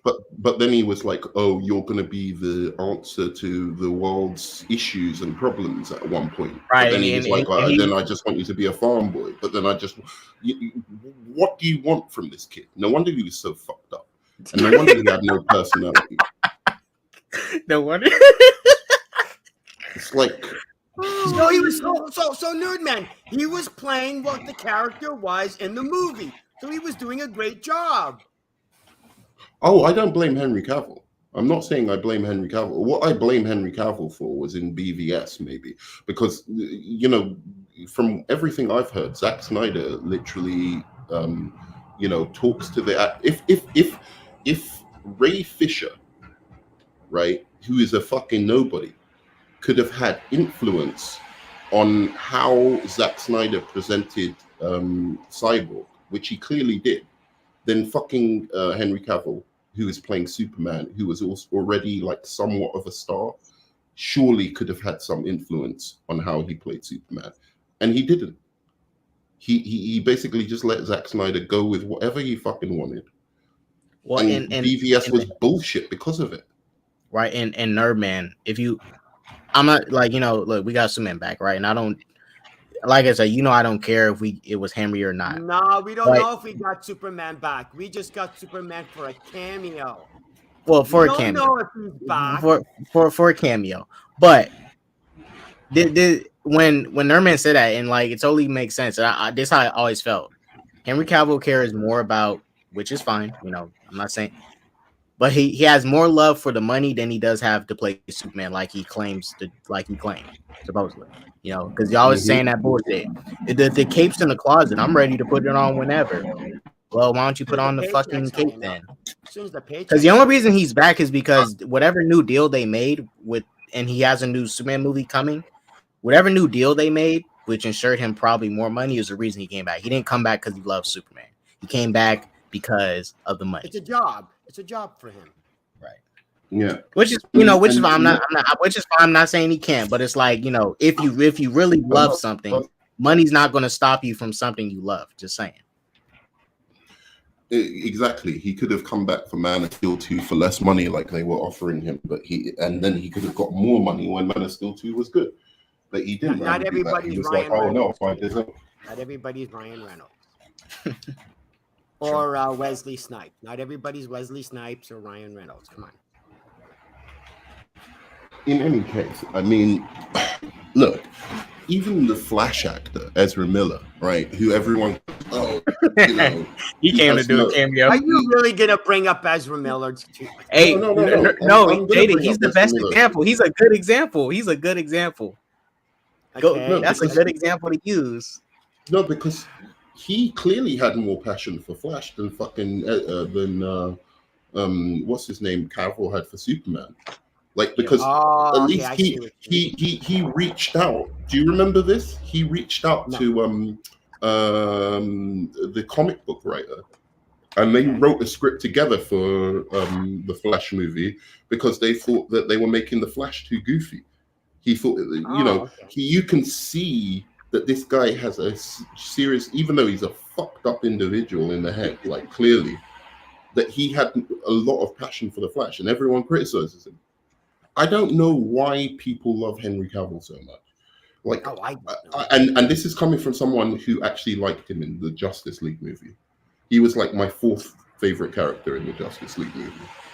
Right? That's not saying much, nerd man. No, but I really like the other ones. I thought. In fact, he was my 5th. In a team of I think 5, he was my 4th favorite. Well, that's high praise. I think he was my 5th actually, because I liked Flash most, Gal Gadot 2nd, Cyborg 3rd, Batman, and then Cavill. But I liked them all. They were really, really good in my opinion. But nonetheless, that was it. Like that 10 minutes of him playing Superman in that was the best I've ever seen. And I was like, okay, fine, I'm on board with him being. If it shuts up Snyder fans and whatever, I'm on board with him coming back as Superman, given that performance. But let's not pretend like he's the be all and end all of Superman. I'm sorry, he's like, if you take BVS and Man of Steel, he is literally one of the worst performances of a superhero in superhero history. I said it. The Return of Superman. Nerman is down to why people like Ben Affleck. It's because of how he looks. Yes, it's just how he looks. It's not how he performs. Literally the only reason why, like, people like how he looks. Like, look, Christian Bale Batman, right? He's my favorite Batman, but I can admit he doesn't have the best bat suit. But I don't like him because of how he looks as Batman. I like him because of his character. The performance, yeah, exactly. That's why I like for performance to be prioritized over action, because anyone can get away with doing a dope action sequence with a character. Right? And prioritize the performance, all the acting over look as well. Yeah, because that's what Cavill's got. He's got look. And it's like, it's only one particular iteration of Superman, and everyone's like, oh, you know, he didn't get a fair chance, and if he had a fair chance, he'd be amazing. It's like, this isn't Make-A-Wish. I don't give a fuck. Make-A-Wish. Do you know what I mean? Like, I don't give a fuck. I like Superman. Make-A-Wish Foundation. You know That'd be great. That'd be great. So some kid from Make-A-Wish. What's your wish? What's your wish, Billy? That they make a good Superman movie. Yeah, I don't give a fuck. Just give me a good Superman movie. If it's got Cavill in it, great. If it's not, fuck him. That's always been my opinion. I never understood this kind of devotation to a certain actor. Nerdman, you want that goes with anyone, by the way. Nerdman, you want to know what it is? It's exactly this. Actors are becoming bigger than these characters, which, you know, I'm not saying people are less important than this fictional stuff, but like, actors are becoming bigger than these characters, and I don't like that. That's not right. That's because but that's not fair, K-Dot, because you take Batman and they did what, 3 Batmans in 10 years, and everybody's just automatically accepting the new Batman. Yeah, which is how it should be. Which I'm totally fine with. Like that's what it should. That's what it should be. But now you have people. And we've seen it with for example, RDJ's Iron Man. Right? There's people who will say, RDJ is the only person that I can see do Iron Man, which is blasphemy, because it's like, you're telling me only one person doesn't like RDJ. Am I really the only person that doesn't like RDJ as Iron Man? Yeah, I think that might be. But you know, it's like when you hear a statement like that, like someone saying only this actor can do this, like, that's bullshit. There's tons of actors out there. I don't know who can do it. No, but RDJ is an amazing actor. Just as good. If there's anyone, I would. If there's a few people like Christopher Reeves and stuff. If there's anyone, I would go, oh wow, that guy's really synonymous with that character. RDJ is one of them. But yeah, you're right. I don't know, nerd man. If you can go from playing the Human Torch to playing Captain America, and everybody forgets your Human Torch character, I think you're pretty good up there. Oh yeah, I would agree with you on him as well. Sorry, he's I have to really give Chris good. Evans I remember being told. I like Captain America more than Iron Man. And within 10 minutes of the movie, I forgot all about the Human Torch character. Yeah, no, he's a great actor, but I don't think RDJ is a better actor than him. Even though Chris Evans is a great actor, RDJ is a better actor. I've just seen him in too many things where he's amazing. Like, yeah, absolutely, sure. Yeah, because he was so great in Sherlock Holmes. He was such a great actor. No, I was thinking more Charlie Chaplin and oh, you mean when he actually tried to be Killers. A good actor? Oh, you mean when he was trying to be a good actor? Yeah, Nerdman. Kiss Bang Bang. Nerdman and Jada. This was going around too, as you guys know, which is obvious. Which has recently came out. WB still does not plan to bring Zack Snyder back for Superman 2 and 3 for a Cavill sequel. Of course. They want to completely start fresh. They don't even want to bring back David as they don't want to bring back David as Goyer either. They want to like start fresh. See, the problem is I don't really pay attention or care about the backdoor politics behind it. All I really care about is the movie itself. Right. To me, it's like, oh my God, this certain actor didn't get me the right birthday present, so I'm not gonna have him be in the next Superman movie because it's just petty and it's just ridiculous.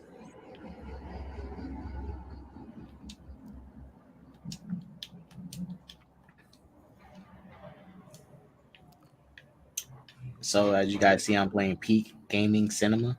Yeah, right. Because so far, all I can see is peak gaming. Wow. I believe I've seen this level of gaming in what was it, GTA 3?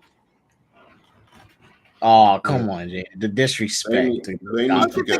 Come on, look what you're doing. What was it? The Spider-Man game from the 2000s. It's the same gameplay. Yeah. What? Look, oh, wow, this is all you're doing is jumping and running around. Ooh, how much interaction with the environment do you have? Oh, wait, none! I'm so fed up of these Batman games. Anyway, so look, it's a Gotham Knight game, not a Batman game. Oh, look, you need lines to know where to go because if this game wasn't enough on the rails, if this game wasn't such railed, it actually tells you it's pointing the arrows to the rails. Wow, this slander, chat. Oh, do you think this game's amazing? What a great free roaming sandbox game! I haven't even beat the game yet. I'm so early into the game. So wait, so far, where are the people you fight? I don't understand. Like you've just been looking for them. Half the game is looking for the people to fight. So currently, I am looking for snitches because we got to go find a snitch, get some information. Dr. Kirk Langstrom, Man Bat, is dead, and we're trying to figure out who killed him. Why? And what detective skills have you used? Oh, none actually. Wait, it's not Batman. They're not detectives, are they? Yeah. I hate the fucking Robin and Batgirl and all that. The only story I like is the Red Hood story. Hey, what's wrong with Nightwing? Fuck Nightwing, man. Are you kidding me? Fuck Nightwing, bro. No, Nerdman, it blows my mind that you like Hit Girl more than freaking Nightwing. That blows my freaking mind. Because she's a better character. That's one of the most best, well-developed, long-term characters in comic book history. Oh my god. It's Nightwing. Name me any other character that grew up from a kid to an adult. Every Batman story I've ever read that doesn't have Robin in it is like much better. Apart from The Dark Knight Returns, Katie Kelly is the best Robin. Kelly, Dark Knight Returns is the. See, this is why I can't take you seriously, Nerdman. And Red Hood. I agree with you for 90%. And then you pull this. Kelly was the best Robin. WZ's talking facts right now. WZ's talking way facts. Hit Girl is way better than Nightwing. Way better. Are you kidding me? You are trolling. Kelly was the best Robin. Dude, the Shazam sidekicks are better than all of Batman's sidekicks. Oh hell no. Yeah, Billy Batson. Oh, sorry. Freddie Freeman, Darla Dudley. Freddie Freeman. Nerman, you are Chow. taking it too far now. You are You're taking it just. too Yeah, far. no, they are. You They're are straight up. lying. You might I'm not as well. saying the villains are better. I'm saying the saying the sidekicks are better. It's the same with Supergirl. I don't give a fuck about Hold on, which bro. Supergirl? That's like saying Wonder Yeah, Girl. yeah. Which Wonder Girl? Or Superman's fucking son. I don't give a shit about what's his Okay. name? Superman Prime was an idiot. I'm not. No. Yeah, all of that. Yeah, Superboy. I'm not defending Superman. That was a bad what's his name? The Jonathan Kent. Fucking fuck all of those characters, man. They can all just give me Superman and give me Batman. Wait a minute. Give me Wonder Woman, and that's it. What about the Superman? What about the Superman when Superman died, and the ones that tried to take his place? The one kid with the fuck them as well. Fuck them as well. Oh really? Trash. Oh, I liked him. I like that kid. Don't call me. Nerdman just hates sidekicks. I don't like sidekicks, bro. Sidekicks? The only sidekicks I like are, as I said, the Shazam family, like in DC. They're the only ones worth a damn. Because it makes sense, because the kid's a kid, and then he has other kid friends. And that makes sense. But like, Batman's a loner by fucking definition. But you know why he's a loner. Why? Nerdman. Yeah, because of some exactly why things where they wanted the kids to be able to relate. They wanted the kids to be able to relate to a character, and it doesn't make any sense. Why would he be fucking rolling with a 13? Why would he be rolling with a 13-year-old kid if he's such a hero? Because he has small hands. He has small hands, and he can get through. 50s. He can wiggle his hand through certain things. Of course, they were going to give him a sidekick to appeal. See, who was the readers of these comics? 13 to 14-year-old boys. I'm not saying you can't have a good version of them. By the way, I'm not saying you can't have a good version of Nightwing, and I'm not saying I'm not against the Nightwing movie as long as it comes after a Green Lantern movie and all of that kind of stuff. I don't mind. That's not what I'm saying. I'm happy for people if they've been waiting ages to see a Nightwing movie. Good for you. But when it becomes Batman, all fucking Batman every day, all the day, it ruins fucking DC. And that's what these characters have done. I'm sorry. Like, it's so Batman-centric. But that's the thing. His sidekicks barely get... Even his sidekicks barely get, as much love as him. I mean, Christ, out of all the Batman movies, there's maybe only 2 Batman movies with Robin in it. Yeah. Good. It's not like there's that many movies. It's not like... Guess which ones are the bad ones? Guess which Batman movies are the bad ones? Okay, hold on. No, it's the ones with Robin in it. It's the ones with fucking Robin in it. Don't fucking lie. Don't blame Robin for that. No. I'm blaming Robin. I'm blaming Robin for that shit. Batman sucks shit. Look, Robin was trying the best he can with the nipple suit he was stuck wearing. He tried his best, okay? He was trying more than George Clooney did. Jesus Christ. Oh George my Clooney God. I will never let that go. I will never. I still have not watched Batman and Robin since I left the cinemas. Me neither. It's the only Batman. I've seen it once. It's the only Batman movie I've ever seen once. Like, I swear to God, I think it's one of the only comic book movies. I even watched Green Lantern again recently. Like, it's one of the only fucking comic book movies I've only watched once because I cannot. Even when he was announced. Can you imagine that when I was 13 years old or something like that, and George Clooney was announced, I was disappointed. I was like, are you serious? I was confused. The guy from ER? The guy from fucking ER? And I never felt that way. Everyone talks about how everyone hated Michael Keaton being cast. I was one of them. I didn't hate him being cast. I was like, yeah, cool. He's a good actor. Let me see what he has to do. And then, what's his name? I hadn't even heard of. at the time, Val Kilmer, but he's fucking fantastic actor. He's the His worst. Batman was okay. It was just the movie around him was. No, his his Batman was The dope. Malcolm Batman was only like thing that okay. saved, the only thing that saved Val He was the Kilmer's only Batman. good thing in that movie. No. Period. Jim Carrey saved that movie. If it No. wasn't for Jim Carrey, that movie would have been That nothing. movie was bad because of Jim Carrey. Nah, Jim Carrey saved that movie. Jim Carrey saved that movie like Jim Carrey saved the Sonic movies. I'll tell you that right now. Jim Carrey may have saved the Sonic movies, but he did not save Batman forever. And Robin was the worst part of that movie. Robin and Two-Face. Batgirl Robin and Poison Two-Face. Ivy sucked.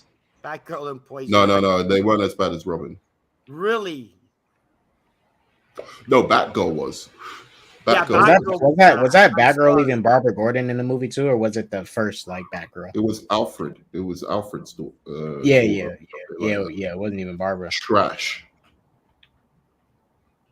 I don't even remember if it was Barbara Gordon or not. I remember everything about that movie, even though I've seen it once. All I remember is one scene, and that is the Batman Forever. That movie was so bad, even though I was a huge Batman fan. Even though I was a huge Batman fan, I nearly didn't go and see Batman Begins because of that movie. It was so bad. That movie made it embarrassing to be a Batman fan. What, Batman Begins? No, it didn't. No, the George Clooney ones. The George Clooney Batman movies made it embarrassing to be a Batman fan. Yeah. Superboy, don't try and come here and spit your game. You know for damn well Hit Girl's a better character than fucking that trash. Oh, what's Superboy trying to say now? What shit is he trying to start? Superboy is here to preach that MCU blasphemy. Yeah. And you know Black Adam's better than fucking Black Panther. No, it'll be better than Black Panther Wakanda Forever. But one, No. That movie looks pretty dope. I'm sorry. That last trailer was hot. That hit Nervin, hard. don't fall for it, man. Don't fucking see. Hard, at least I can rely on Jaded not to fall for that emotional bullshit. Thank you, Jaded. What emotional bullshit? What? Those Black Panther trailers. That last Black Panther trailer was my god, it was so blatant. It was like ridiculous. I mean, people were crying over the first trailer. It's like, you gotta be kidding me. The first trailer was trash. The second trailer, dope as shit. Nah, that first trailer. The first trailer is better than that second trailer. Hold on. No. Are you talking about the trailer with the flying Namor with the ankle wings? Mm-hmm. Oh god, that trailer was so bad. Nah, that first trailer was even though I'm not excited for this movie, that first trailer was way better than that second one. I don't think so. I was not a fan. Wait, Superboy, come on my side. Go on. The second trailer was dope, right? Nah, I like both trailers. Oh, you did? All right. Yeah. I'll say this. The only dope thing about that second trailer was Namor thinking he can have a chance with Angela Bassett.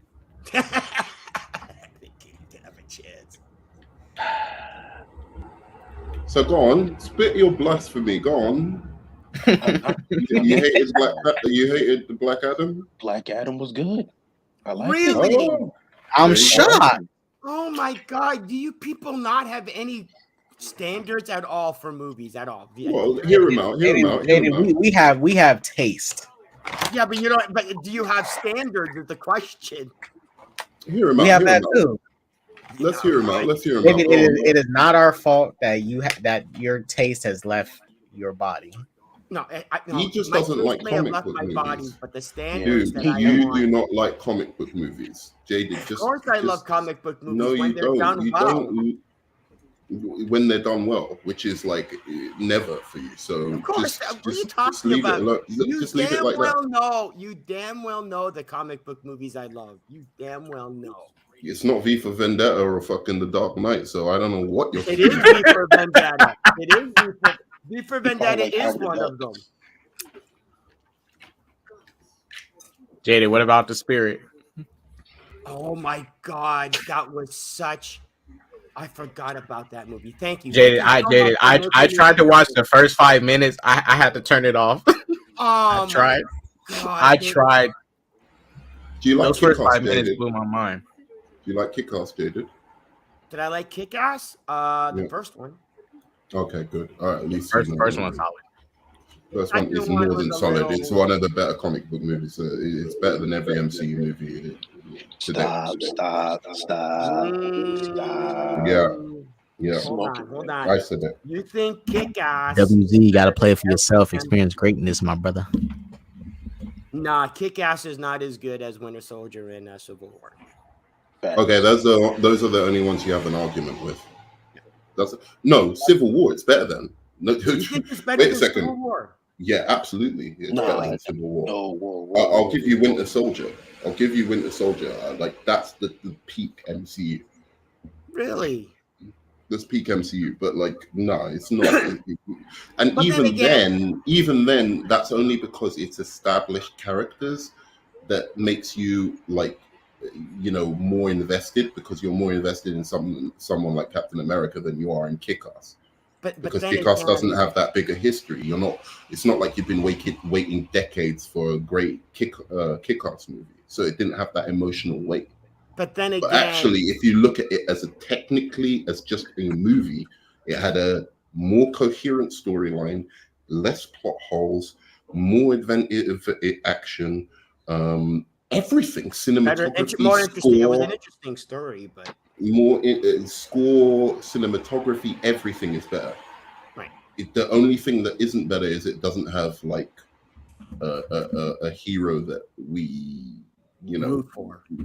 No, not that because we root for Kick-Ass, but I mean a hero that we've been waiting decades. I wasn't really rooting. That we've been kind of tagging along by halfway through the movie. Yeah, but you were at least rooting for Hit Girl, right? Yeah, you're kind of rooting for Hit Girl, but she's not exactly she's not exactly your Captain America now, is she? No, but that's what I'm saying. It's just like we've been waiting so long for a good Captain America movie as comic book fans, so it has more weight. Spider-Man, Captain America, Wonder Woman, Superman, Batman, you know, all of those characters that have been existing since like the 30s, the 60s. Whenever they have a movie that's great, it means more than say even Judge Dredd, who has been around for a while. Okay, like Judge Dredd, I love Dredd, not Judge Dredd. But it will never hit as much as a Batman movie that is even. If there was a Batman movie that was at the same level or as good as the Dredd movie, it would always be considered better than the Dredd movie because it's got Batman in it. Right. Do you see what I'm saying? So that's different. Oh, Nerman, I recently saw the Dredd. Dredd was solid. He was right. Dredd was a good movie. I don't care. Yeah, that's a fantastic movie with fucking Cersei as the villain as well. Anyway, Superboy. Do you recommend I watch that Sylvester Stallone one? Or no, not unless. Yeah, I do. It's so funny. It's so funny. Oh please. That's actually a good bad movie. Oh goddamn annoying. No, the Judge Dredd movie with Sylvester Stallone was just law. I am the law. It's like shut up. Yeah, it kind of looked like it. That's why, and because what I like about this Dredd, I didn't read the comic, but this Dredd here, compared to what I seen in what Judge Dredd was trying to do, this Dredd in the most recent one does not take off his helmet, which keeps up his mystique, which I liked in the movie. Right. And that Judge Dredd one was like he's freaking taking off his helmet 24/7 just to show Stallone's face. That's one of the things I hated about the MCU movies later on. It's like, hey, it's you guys got masks for a reason. Stop taking it off. If you notice, did you remember in No Way Home? At the end of No Way Home, they kept on taking off their masks just to say every two time words. they talk, and it's like you don't have to take your mask off, guys. We know who you are. DC do the same thing. What are you talking about? Oh, I agree. No, I agree. I hate when they do that too. Thank you, Jade. At least you balance. At least you. Well, to be fair, a lot of our heroes don't have masks. You know. Yeah, because only again, Flash. Superman, Batman, Wonder Woman, they don't really have masks. Yeah. So we get a pass. We get a pass. Unlike Marvel. What? Oh my God. You biased, man. No, Spider-Man is the worst offender when it comes to that shit. Iron All Man of the is Spider-Man the franchise. Iron Man is the worst because RDJ you need to see my face, bitch. I agree. It is RDJ, especially in Iron Man. Especially in Iron Man 3. Spider-Man's taken over from him. Spider-Man, he's literally his mentor, basically in the taking off the mask thing. So it started with it was with RDJ. And then he mentored Spider-Man to like just take off his mask all the fucking time. I don't need to see Tom Holland's face, bro. The more I don't see Tom Holland's face, the better it is for him. Right. I mean, it's already bad enough his mask is off on the poster of the movie, but it's like you don't need to keep taking off your mask 24/7 in any of these movies. Yeah, exactly. Just I remember when I watched keep your ugly face behind that stupid mask. Ugly face. Okay.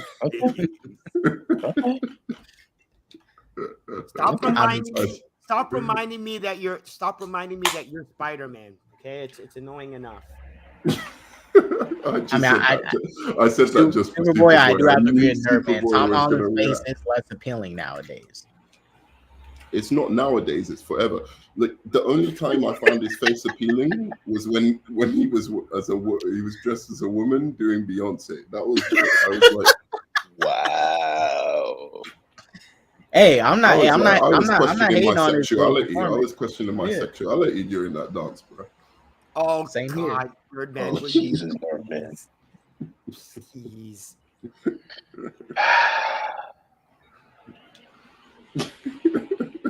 Go on, man, Superboy. Why are you spitting your game? You're just sighing. Come on, spit your game. Because he liked Black Adam. Black Adam was good. Yeah, of course it was. As long as you ignore all the plot holes, stupid plot conveniences, and all that stuff, it's a great movie. It's not a great movie. No, it's not a great movie. Yeah, but it's and most I can agree with somebody says the movie was average, and that's as far as I'm going with somebody. Average is the you know what would have made the Black Adam movie a lot better is if they didn't have Dwayne Johnson play Black Adam. That would have improved the movie. Rock was born to play Black Adam. He killed it. Oh, he killed it, my ass. He was solid. I don't know. He killed it. He was solid. He didn't kill it. He was solid. But I'll say this: like, look, he works as Black Adam only in the context of like the Shazam universe, where the Shazam universe is just comical and ridiculous. Because really, it should be an Egyptian guy. Yeah, you know what I'm saying? It really should be, or somebody who at least can do. When they read it, I think they wasn't saying the same gods as Billy's was. When they gave him his powers, they said totally different gods. Yeah, but that's part of Black Adam. He didn't say wisdom. He didn't have wisdom of Solomon. Like he had different gods. Yeah, I know, but that's part of the Black Adam mythology. He does have different gods. But he has the same powers, but different gods give him that power. Gets different. Yeah, I agree. They should have at least kept that. Like have it be different gods. That's Look, in the end of the day, I don't know what people expected. It's a rock movie and it's a superhero movie. Yeah, it's gonna be an entertaining popcorn blockbuster action movie. It still can't have a solid story.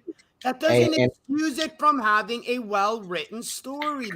Sorry. The story was fine. Oh, yeah. For me, the story was like completely fine. Yeah, it has its flaws, but the story to me was fine. Like I wasn't in theater like this. Like it wasn't. I wasn't pissed like when I was watching Thor 4. That shit was like. Ugh.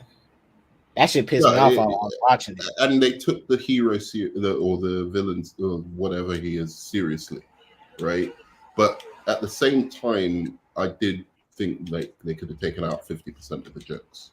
At a certain point, everyone was making jokes, and it was just like, yeah, you know what, I can deal without this. But it didn't take me out. Or after the second half, the jokes should have went down a bit. First half, well, no, as long as the brother was still doing the jokes, I wouldn't have mind. I liked the brother. He was funny. The brother was. Hey, that bit about the when Dr. Fate told him, "I seen your future and you died due to electricity." And he was like, "I'm an electrician. What are you talking about?"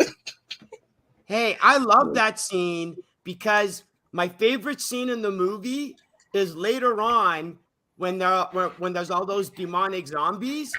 He comes out of the van and he starts attacking them. And his sister goes, "What do you do?" And he goes, "Don't worry about it. I die by electricity." So he literally knows that because he died by how did he know electricity. brothers?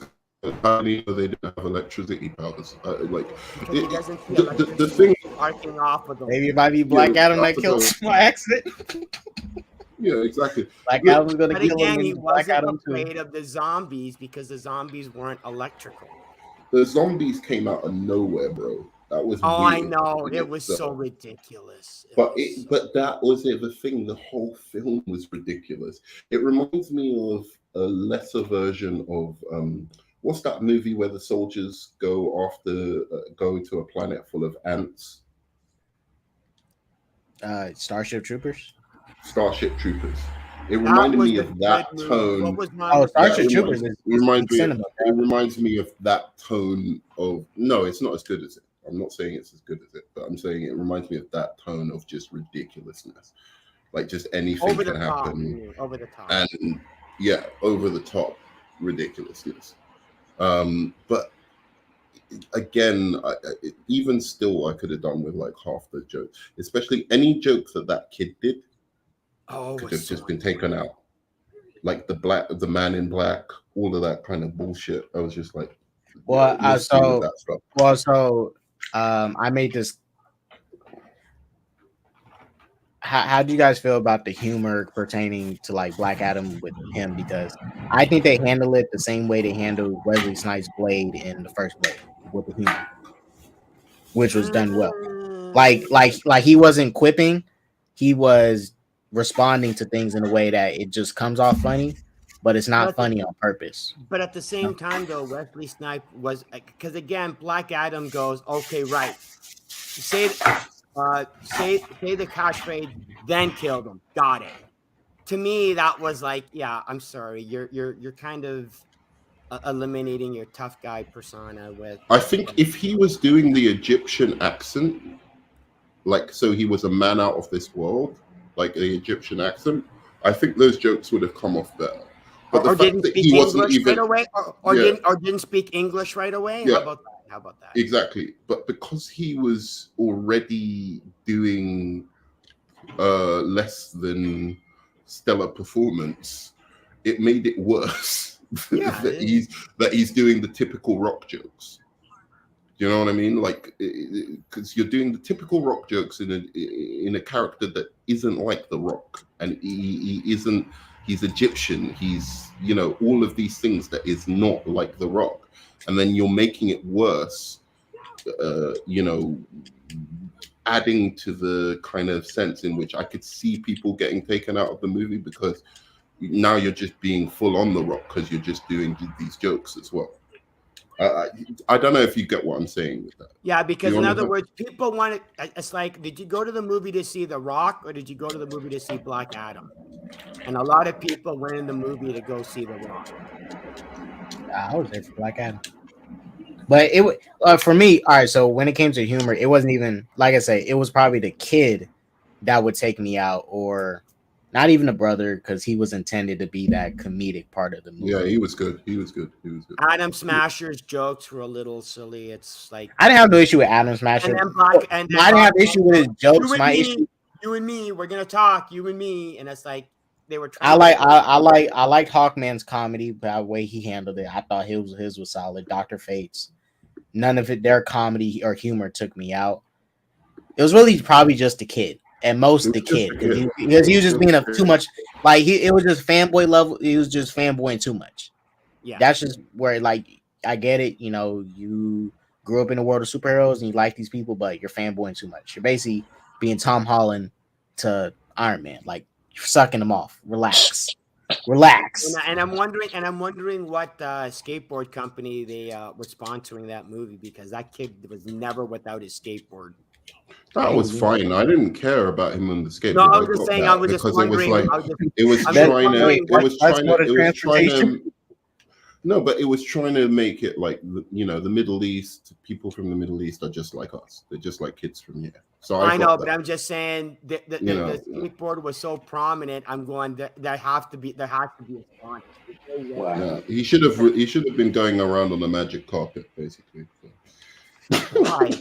Hey, Kondak is a magical place, you know. Nothing wrong with the magical carpet. Why not? Just put the hold on. Just put some Eternium in a rug, and they'll use the Eternium thing should have been taken out completely. Oh, you got Eternium? Oh my god. I was like, really? Is that even part of Shazam lore? I don't even know that's part of Shazam No, lore. I doubt it. I'm not that familiar with him, but I don't ever remember anything about Eternium, and because he's apparently I've read a lot. I've read quite a few Shazam comics, and I don't remember any. I don't ever remember anybody. There's a lot more Shazam comics that I haven't read than I have read, so I'll give them that. Maybe. I think the Eternium. I'm looking up now. I think it's like the Nth metal. Well, the Nth metal is part of the lore, but Eternium isn't. Oh no, yeah. So Eternium is associated with Shazam. Oh, it is. So yeah. So it says Eternium is a name given to the shards of matter cast off in a rock of eternity after its destruction by Dr. Savant in his mad attempts to rid the universe of all magic. Okay, but it's not you. Okay, but the Eternium in the movie is not the same Eternium as from the comic books. They're just using the same name. Yeah. They're just using the same name, replacing it somewhere. Yeah, that's what I thought. I'm saying the Eternium, the way the Eternium worked in the movie wasn't familiar to me from how it worked in the comics. Right. Yeah, I agree. Yeah, it was that vibranium. No, vibranium was in the MCU for a long time, so it was kind of part of MCU lore. They didn't really kind of invent it. I just wish one thing. All right, and they should have at least explained where the Eternium like came from. Like, you know, say they don't know. It's a MacGuffin. They don't need to have an explanation for it. That would involve actually caring about the story enough to try and, you know, justify it. Like, for some reason, some of the one rocket has Eternium in it, but no other rocket ever again throughout the movie has Eternium in it. Why does even the rockets have Eternium in it? Well, no, they said they was taking those relics and stuff. The inner gang. They were still in the inner gang had rockets because Black Adam catches the rocket and it has Eternium in it. That's how he gets wounded. I actually kind of like their intergang depiction. It was fine. I didn't have a problem with the intergang. I was just having a problem with the MacGuffin of the story. Eternium. I love it. Yeah. There's just so many things about that movie I can tear apart, but I already made my video, so I'm done. Tear apart, or you mean nitpicking? What? what was that again, Superboy? Say that again. I said tear it apart, or you mean nitpicking? Yeah, you see, for some reason, plot holes are nitpicks when you like the movie. What plot holes are plot holes when you don't like the movie? Okay, what plot hole? Because you say a lot of things are plot hole. Do you know what a plot hole is? Yeah. Like, because I think you do, but like I think you just try and make everything a plot hole. No, because a plot hole is something that goes against the logic that the movie presents, not the logic of the real world.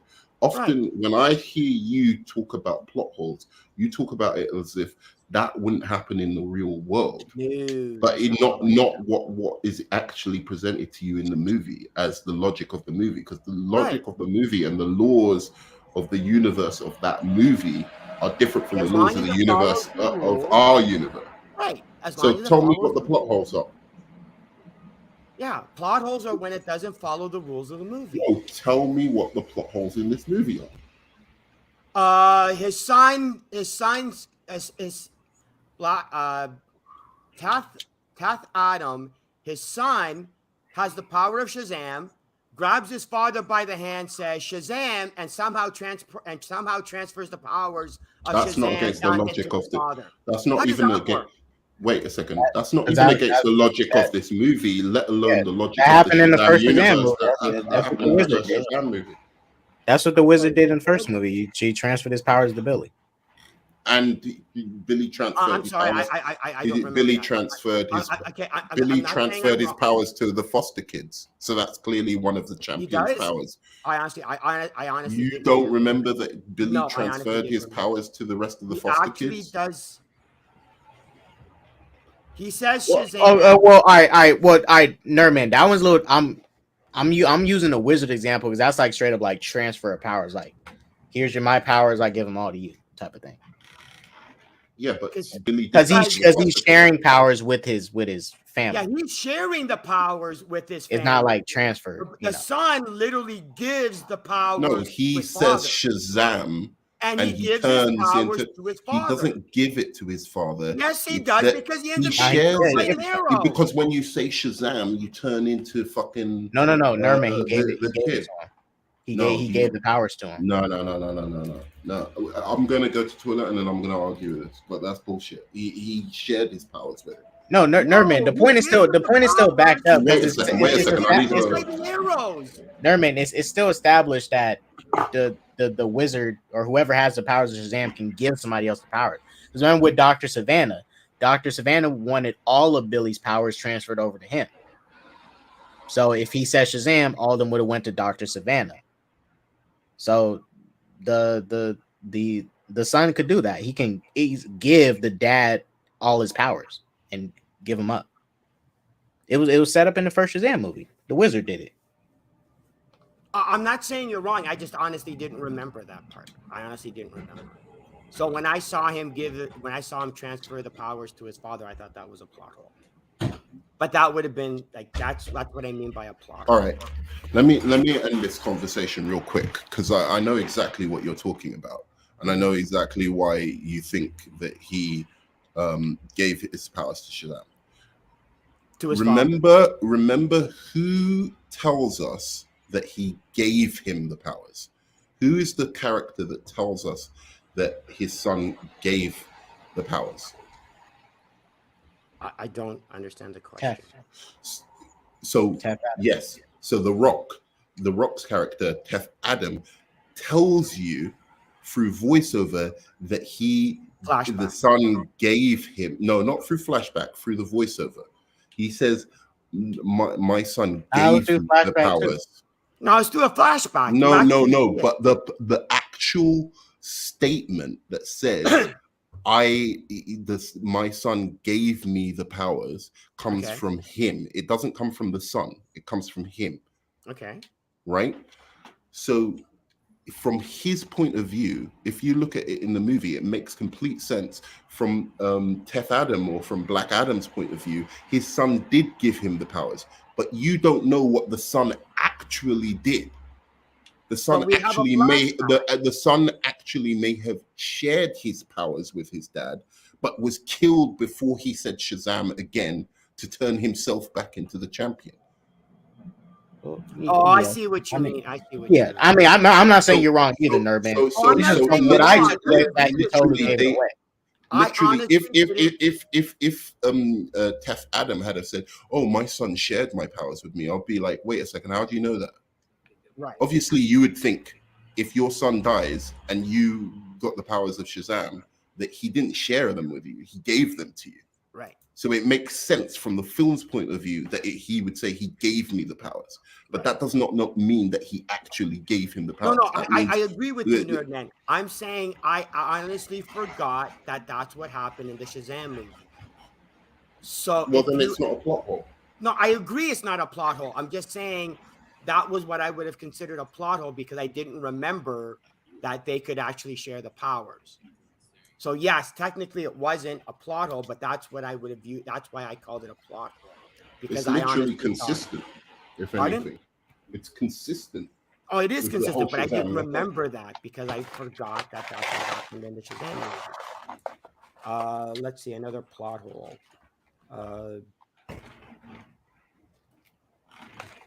It was more of a plot convenience. But there's a lot of plot conveniences, very little, not as many plot holes, but more plot conveniences in the Black Adam movie. Yeah, go on then, because you're taking. It seems it's quite hard for you to think of, and if it's quite hard Well, for you to for think, plot holes, I can't, because again, I only saw it the one time, but there was a lot of plot conveniences. But okay, go on. What's the what? Okay, they're supposed to hide. The wizards were supposed to hide the crown from Met. I gave you that one. Right. I gave you that one. Yeah, So, the crown, the prison.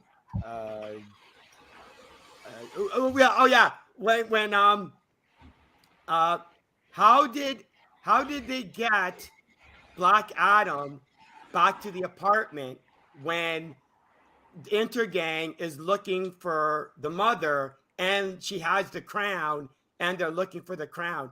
How did she get Black Adam back to the into the city when everybody's looking for her? Not only that, they carried him Black back in the Adam is on van. the ground. Yeah, Black Adam is on they the carried him ground. back in, and remember they had the hidden. Remember when they got her through the checkpoint, she was hiding inside a little compartment in the van, like a Yeah, but smuggler. they let her go through because Ishmael wanted to get her through. Yes. Yes. No, she was hiding in the compartment in the beginning of the movie. She was hiding in the compartment. Wait. How big a plot hole? Say that is a plot hole. How big a plot hole is it? Or plot convenience. Say it is. How big is it?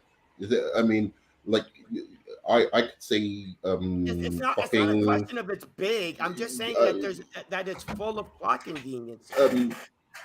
Die Hard has as big a plot convenience, and I call out the plot conveniences in Die Hard. Yeah, but that's bullshit. You can't hate a movie on the basis of a plot convenience. Well, of course I can. Just like, oh, how did they get Black Adam? Like they drove him, and for some reason, it's all plot convenience. They ignored that there's no way that they could have gotten him back. What? How is there no way? Jaded. I'll give you a plot convenience that me and you agreed on that I agree with is like something that could be a bit jarring. Remember in Infinity War when Infinity War with the dwarf, right? Thanos took his hand so he can't make anything, right? But magically he already has the metal crafted and stuff to make the new hammer Thor needs. And even with his hands that he doesn't have, he still builds the hammer. Right. Because they need him to, and they don't care. Even though they took away his hands. I'm gonna have to agree with Superboy on this one. That isn't even that bad. Like, that's not that bad. So plot conveniences that you don't care about is wait a second. I don't like Infinity War. So for me to say, hey, that plot convenience ain't even that bad, is say something. It's still a plot convenience. There's way more worse plot conveniences. Well, of course there are, but he's just using an example of one of them. Yeah, but my point is that to drive the plot forward in this movie, one, because it's to be fair to Infinity War, it's a less complex movie. Like to get to A to B to C in this movie is a lot easier than to get to A to B to C in Infinity War because there's a lot more things going on. Right?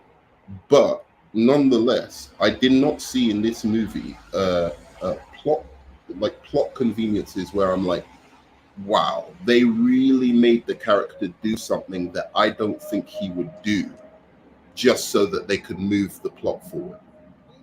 Whereas in movies like Infinity War, in movies like Dark Knight Rises, in movies like Dark Knight Rises, so that I'm being neutral, right? I'm supposed to believe that that fucking Bane is gonna leave Bruce Wayne alive and let him live for like 6 months or whatever so that he can escape the fucking prison and defeat his plan, whereas he could just do what he wanted to do like straight away. That's Well, a plot convenience. Nerman, to be fair, he did not expect his back to get fixed. Whatever. He didn't Like expect that like his back getting fixed is like total plot like, convenience. That's some plot convenience shit. It was totally that villain moment of like, I can completely destroy my hero or the hero of this story. But then the movie's completely kill him. But then the movie. Yeah, but that's the logic that you're going with. You've shown he's a savage who doesn't give a shit. If you don't want him to be a savage that doesn't give a shit, write him that way, so that at least I believe that he would keep the hero alive to do this shit to him. It's like, why would you keep the hero alive? Like, I can imagine you keeping the hero alive for 4 weeks, 2 weeks, whatever, just to rub it in a little bit, a week even, but for fucking 6 months, give him complete time to recover. Like and he kept Nerman, you remember he kept him alive. He wanted to break him. He wanted him to see Gotham literally break down. Yeah, he saw that. He saw right. That. He would have seen that within a week. He wanted him to like be there for all of it, like see it. Like he wanted him to make sure to live through it. The problem is that his plan could have been done that very same fucking day. Oh, I agree. Yeah, he didn't have to stretch it for like months. There was no reason for a 6 month thing. So the only reason for that 6 month gap is for you to plausibly believe that the hero could get out and fucking save the day. And that's what I'm saying. That's a plot convenience that breaks the movie. It's not just simply a plot convenience where you're like, yeah, and also it doesn't rely on a character doing something that is out of character so as to, forward the movie. And that's the difference. I don't see much of that. I don't see any character doing something that is even the villain, when he kidnaps the boy and keeps him alive, they explain that. They explain why he kept him alive, right? In Black Adam, right? There's no point at which I'm like, oh, this character wouldn't do what, he's been established to do throughout the movie. Do you agree with that, Superboy, or you think I'm? Nah, man, I can't believe I'm saying this, but you're right.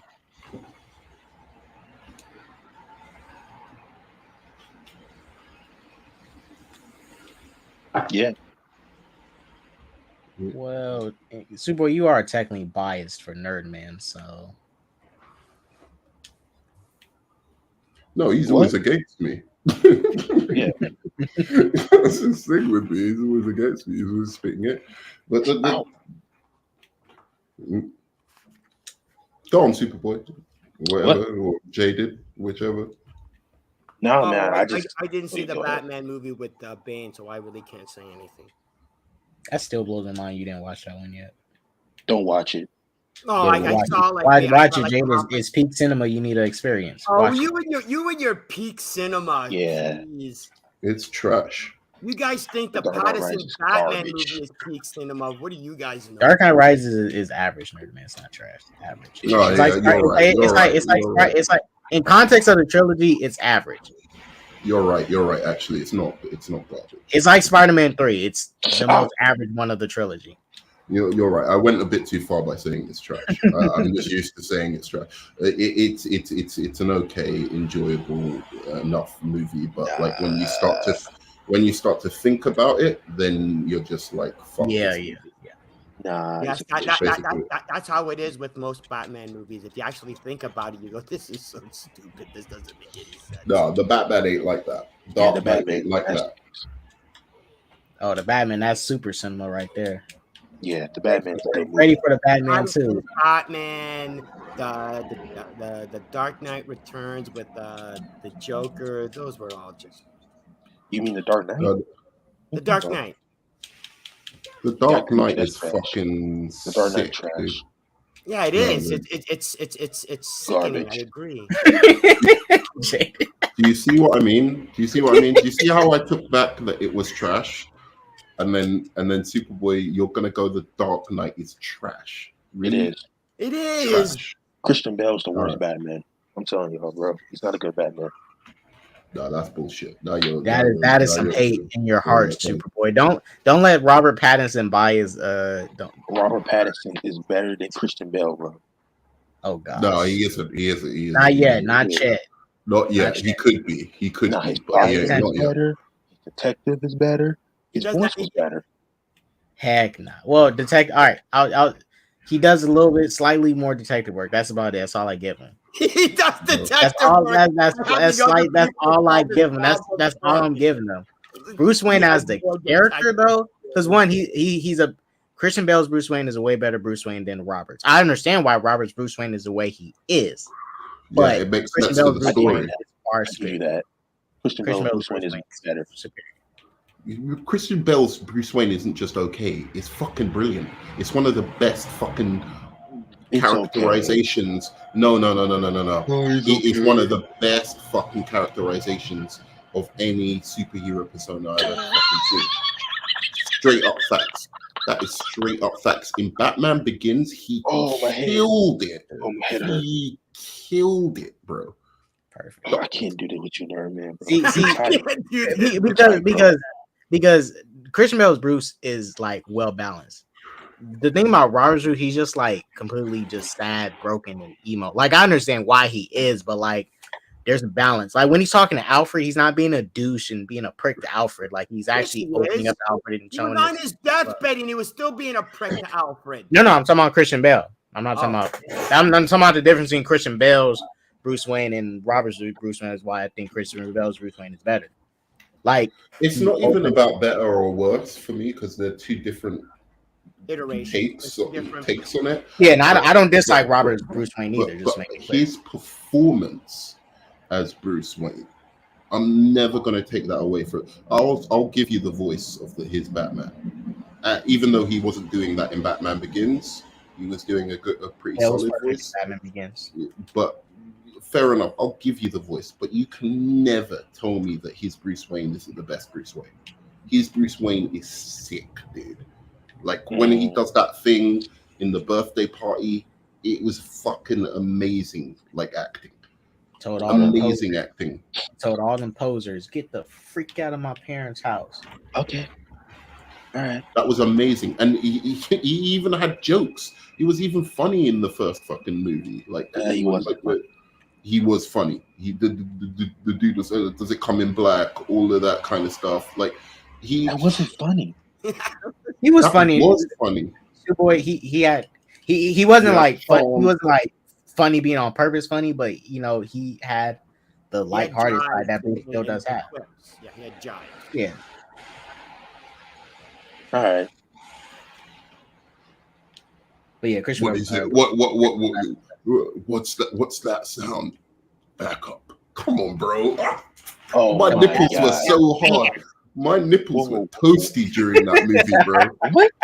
My nipples were toasty. Your nipples were toasty when Tom Holland was playing Beyonce, so that doesn't say much. Yeah, but that's different. No, that's just that was a different sexuality. That was a different tingling sensation. That was a different tingling sensation. That's the kind of sensation I get with my girlfriend. Anyway, we're gonna go for about another 10 minutes, everybody. Another 10 minutes. No, man. Black Adam. Okay, hold on. 10 minutes left. Black Adam's a 4 out of 10. How's that? Oh God, jaded. Yeah, and then fucking the MCU movies are minus 700 out of 10. Oh, you got that right. Oh, got that right. No. Thor Love and Thunder is minus 27. 0. Oh, jaded. I didn't ask you what you think about the She-Hulk finale. I didn't see it. The last episode I saw was the wedding episode, and I said, "Screw this show. I don't care anymore." Jaded, let me basically break it down to you. So basically, She-Hulk said her own show was trash. Yeah, no shit, Sherlock. It's not trash. I didn't need her to tell me that. So she broke into the real world and went to see the writers of the show, like the actual writers that was in the show. And she meets an AI, which is Kevin Feige, that literally has a formula How do they make them? An algorithm. I was like, what the fuck is this shit? Oh my god! Just for you hate on She-Hulk, I might Oh, get and then blacked out. if you guys seen 8 Mile, the MC tried to do an 8 Mile when Eminem roasted himself. I'm They so really tried. fed up of She-Hulk. It's so aggressive towards white males. Haven't white males suffered enough? White straight males haven't they suffered enough? Humanity suffered enough to have to go through shit. No. Wait a second. I've got something to say here.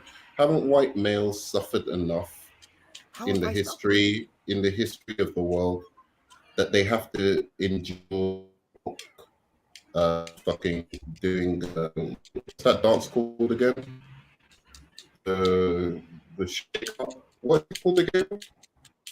You're breaking up, Nerdman. You're breaking up. I don't understand. What were you saying? I was saying, haven't white straight males suffered enough that they don't need to see She-Hulk dancing with her butt in her face, a green butt in their faces? Oh, that, that was hot. Twerking scene? The twerking scene. Yeah, the twerking scene. Oh my god. That was an attack. That was a blatant attack against white male. Oh my god. You know what I'm saying? The blatant. I'll make him do it. I might let your boy show for me, but he gotta eat the booty like groceries. But he gotta get rid of it. The blatantly look at that white man. Look at that white man. Look at the suffering on his face. The blatantly fake outrage over She-Hulk twerking has got to be the most. It was so ridiculous. Right. That was. Look, you guys know when I finished the show, I didn't like it, but people complaining about She-Hulk twerking was like, this is literally shit she would do. Like, it doesn't matter. Stop pretending you give a shit. I care. I give a shit. I care. Get it. Really? Okay. Are you angered by the white male suffering as well? Hold on, Nerdman. Hold on. I love the fact that all of these comic book nerds, all of these guys who are comic book fanboys were so upset over She-Hulk twerking, but didn't know how they screwed over the Wrecking Crew. Them screwing over the Wrecking Crew was apparently not a problem, but She-Hulk twerking was a big deal.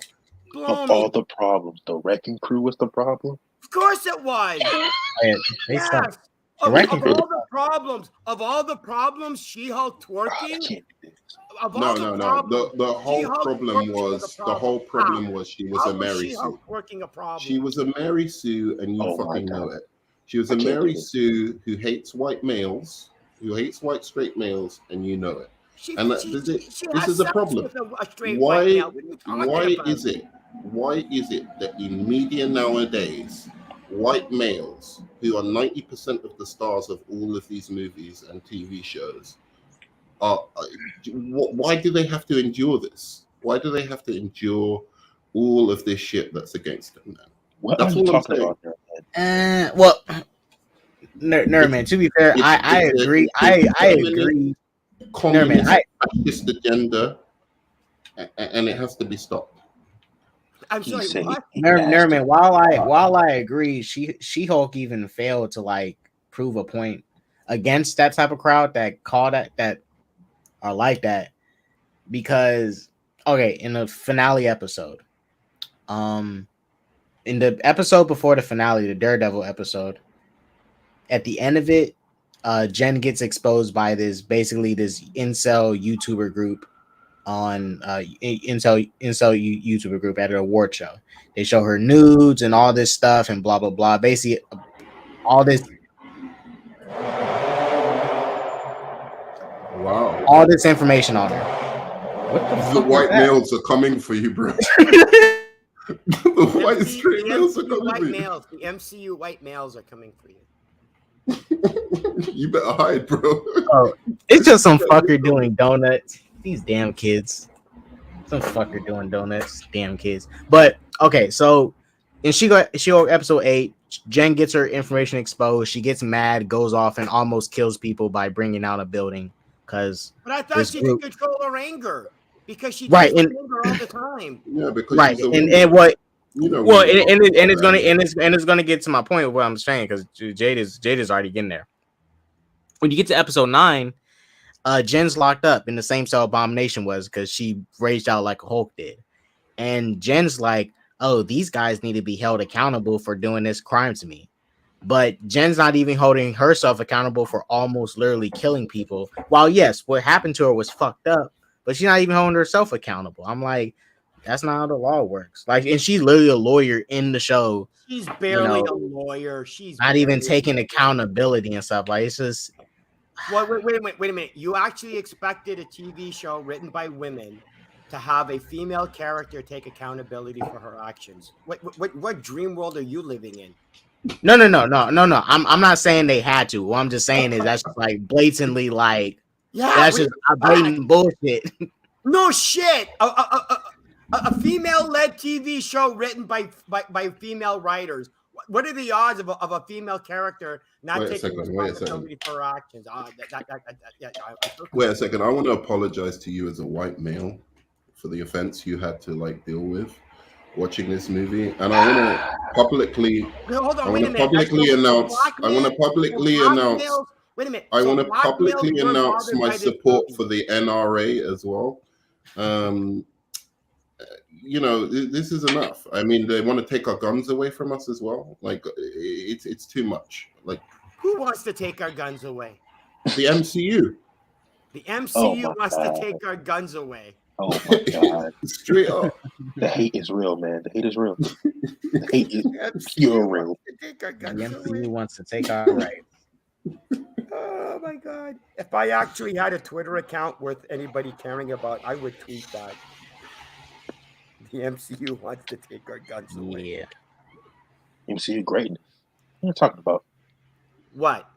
MCU greatness, man. At least you have a universe. No, I'm not arguing that. I'm just saying is that if I had a Twitter account where anybody actually cared, I would actually make that tweet just to piss people off, but nobody will even see it. So hell, I made a video. I made one of the most sexist, misogynistic videos I could think of, and nobody cares. So I can do whatever the hell. Oh, Kimani, Abomination. Fuck. By the end of the show, damn, trash. I don't even know why they should have just left Abomination alone. Them fuckers. Ugh, he's trash. Oh, wait a minute. I was seeing screen images of Scar. Is Scar actually in the show, or was that just like? Yeah, Scar's in the show. Yeah, that's Scar.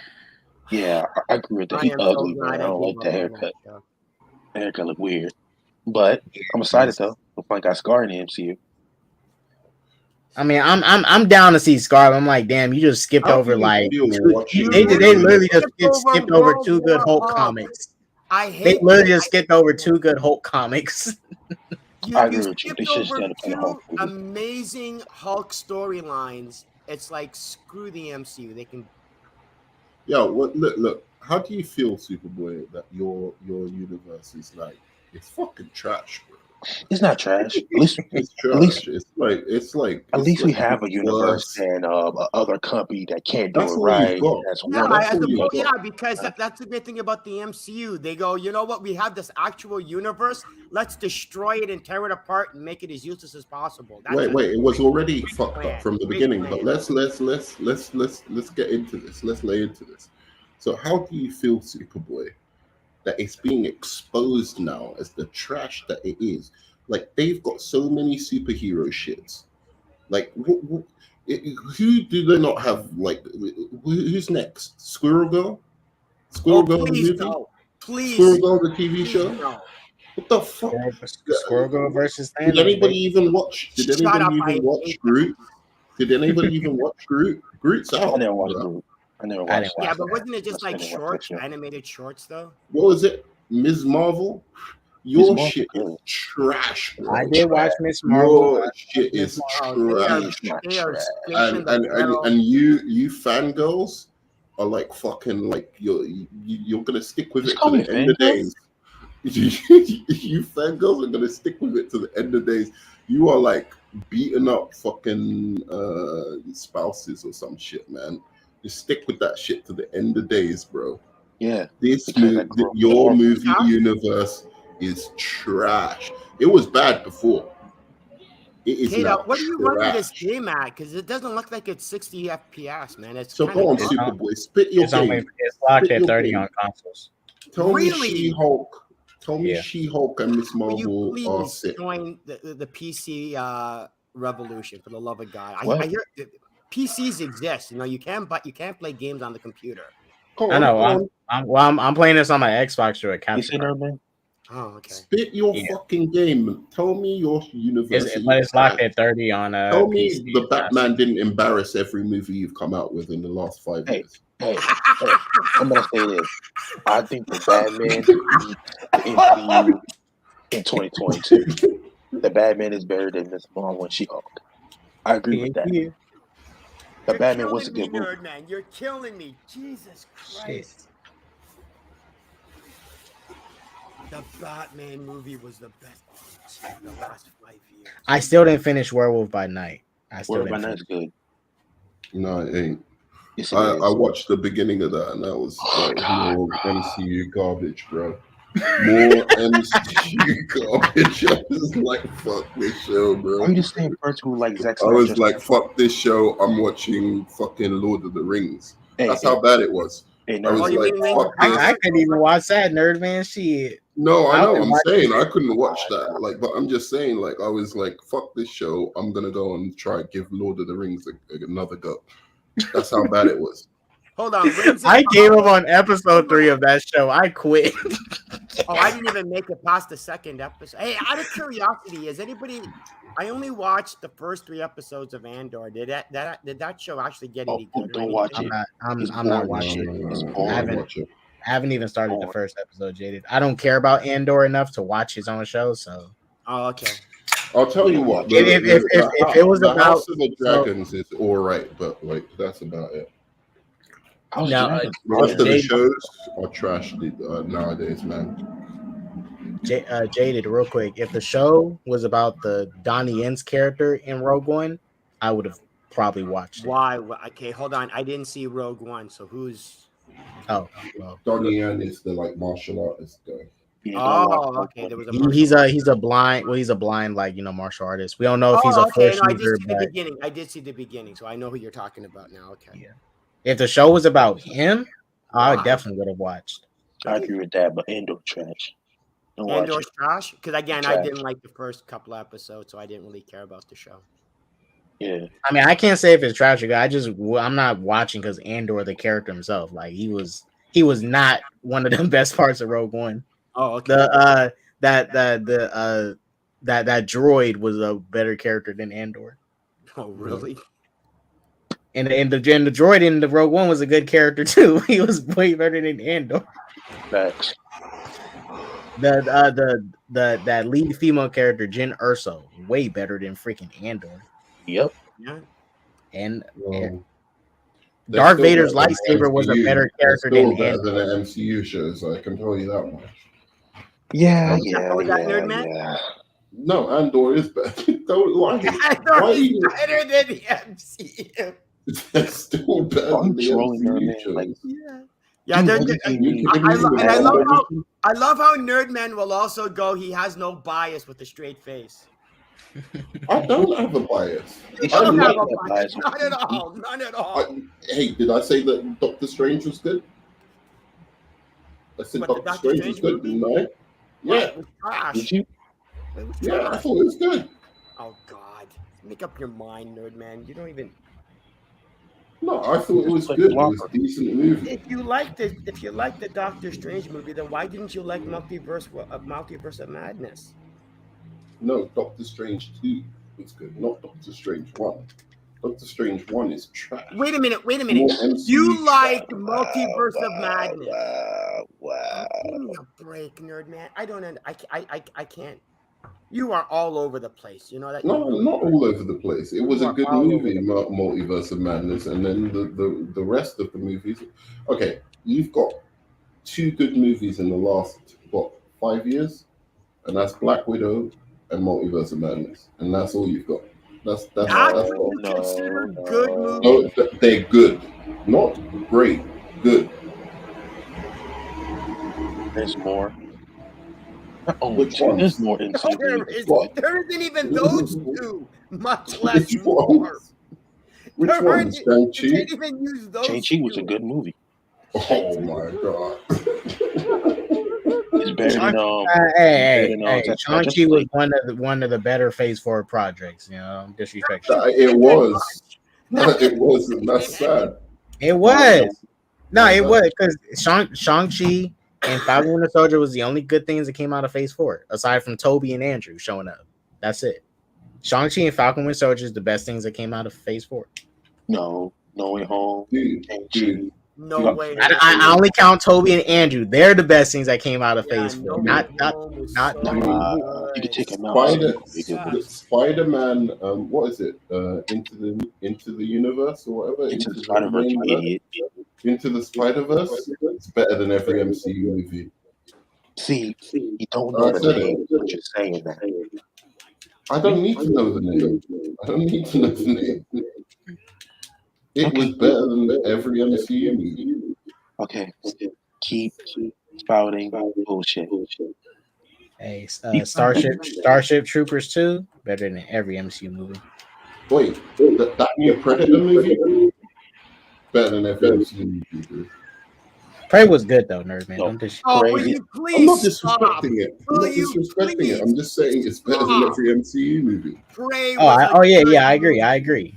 Prey was better than every MCU. Better than Zack Snyder Justice League. Please stop. Jaded, you know Prey was better than every MCU movie. Oh yeah, absolutely better than. Yo, are you saying Prey was better than Zack Snyder's Justice League? Is that what you're trying to say? That's not just like it's trash. Yeah, I do agree with Superboy. Prey is better than Zack Snyder's Justice League. I'll give you that. So what? Yeah. They've made look. DC have made. Prey ain't better than the Batman. Prey ain't better than the Batman. And I agree with that. I agree. Straight up, I'll give you this. I'll tell you this. Yeah, like how many movies has DC made over the last 5 years? What, 10? 5? How many? 10? 5, something like that. Yeah, that's fine. That Prey's better than those movies. You've made 50 movies over the last fucking 5 years. 50 movies and 2 TV shows and all that. And none of them are better than Prey. And that ain't even a great movie. That's an okay to good movie. 50 movies in the last 5 years. The MCU put out so much content, man. We lost track of it. Oh, I'll agree with that, but 15 movies in 5 years. Hey, y'all could be haters all you want, but hey, MCU still making money though. That is true. That is true. They're making that moolah. Yeah, but not all money is good money. Super. That's because these fangirls who have they've even infected the critics.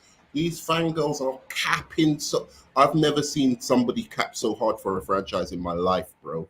That Zack Snyder fanboys. Oh my god. Do you know what? They've done it again. Done it again, dude. This time they've made a heist movie. Fuck you. Fuck you with the MCU, bro. What? Oh my god! I remember when Ant-Man came out, he was like, "It's a heist movie." Sorry, it is a heist movie. It is a heist movie, but everybody was acting so astonished, like a heist movie, like. Well, no, I mean it was the plot of the story, but the fact that it was a heist movie wasn't a big deal. It was just, I mean, it was Ant-Man. You had to give him something for Christ's sake. I'm not saying it's bad. It's just that when it came out, the fans was making it a big deal. Like, oh my gosh, the Marvel's doing a heist movie. Like, you guys, this isn't nothing. Hold on, wait a minute. Wasn't Zack Snyder the template for that heist movie in some way? I mean, I was told Zack Snyder the template. He probably was. Zack Snyder is the blueprint for DC. Oh, blueprint. Sorry, what did I say? Template. Yeah, he's a template. Oh, I'm sorry. Yeah, Zack Snyder's supposed to be the blueprint for everything, including movies that came out before his. Yeah. Zack Snyder always been a blueprint. Like The Rock. The Rock is a blueprint, right? Just tell the truth. No, Zack Snyder movies, as bad as they are, for lousy wrestlers. the Zack Snyder movies, as bad as they are, are better than 90% of MCU movies. Nope. Yes. Even the one I despise with all my heart, Man of Steel, like I despise that movie with my heart. My soul fucking hates that movie. Superman's my favorite character, and I've only watched that movie like 3 times because I can't get through it.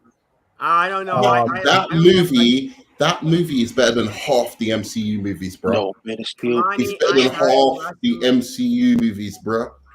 No, I would rather watch Man of Steel right now than I would Guardians of the Galaxy. No, I'll watch it. Straight up.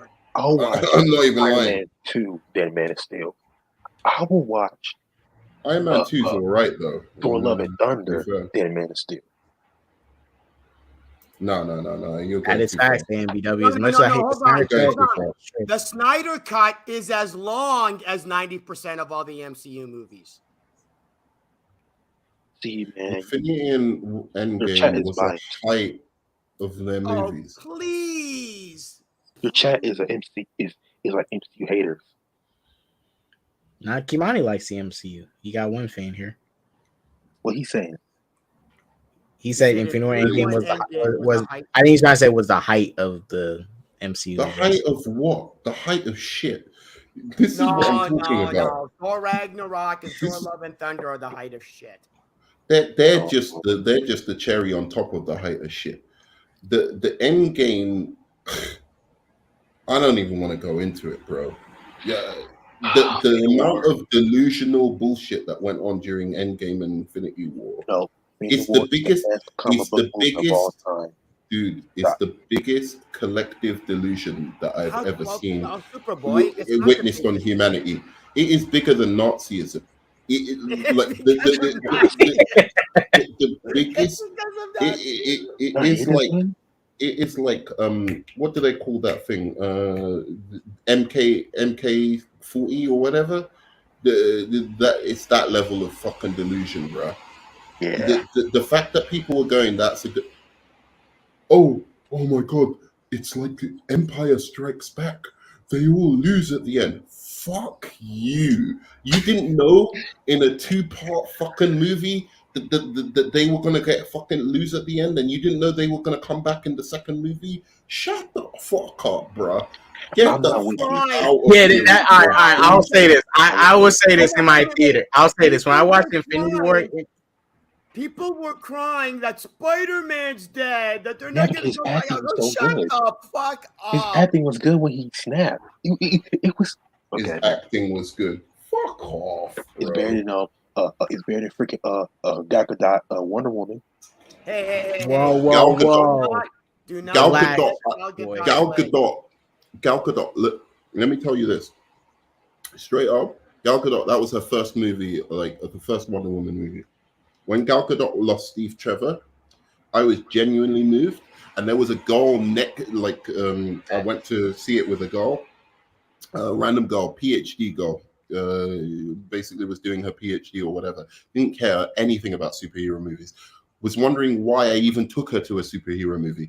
She clutched my hand and was in fucking tears when fucking Steve Trevor. You can't Nerman took her to a great movie. That's the thing. Nerman took her to a great movie, and she was moved by it. That was moving. That was genuinely moving. The stuff in Infinity War. Sure. I don't. Land the goddamn plane. Good. I agree with you. Didn't have to die. Jaded. I agree with you. You can't let that explosion go off on the ground. Yeah. I agree with you on all of that. That's not what I'm trying to say here. Oh. What I'm trying to say here is that it was directed in a way that genuinely motivated you to have human emotion towards it. Well, whereas Infinity War, it was all fake bullshit. They were just crying and fucking moaning for nothing that the film was giving them. Nothing that the film was giving them. It wasn't in the music. It wasn't in the cinematography. It was nothing, dude. Like, I'll give Superboy this. You could say it was in the performance of Spider-Man. Maybe.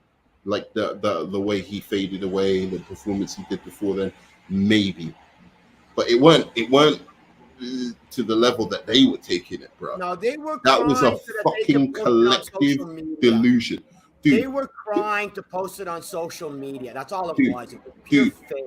When in Kick-Ass, when Big Daddy dies, that was a sadder That moment. was a big deal. That was a sadder moment and better performed than anything fucking Spider-Man did in that fucking movie. All right. Anything that fucking that trash actor fucking did in that movie. Okay. What are you? Tell me that's a lie. Tell me that's a fucking lie. When Hit Girl was flying through the sky with Kick-Ass in the end of the movie, and it was like they were actually superheroes for the first time, and with the music and everything, the way it was directed, is that not better than the directing of the whole every single person dying in Infinity War? Don't fucking lie to me, What? man. It's fucking bullshit. Kate, weren't you supposed to end this stream like You say, 10 Kate, minutes ago? I'm still letting Nerman destroy the MC for a little bit.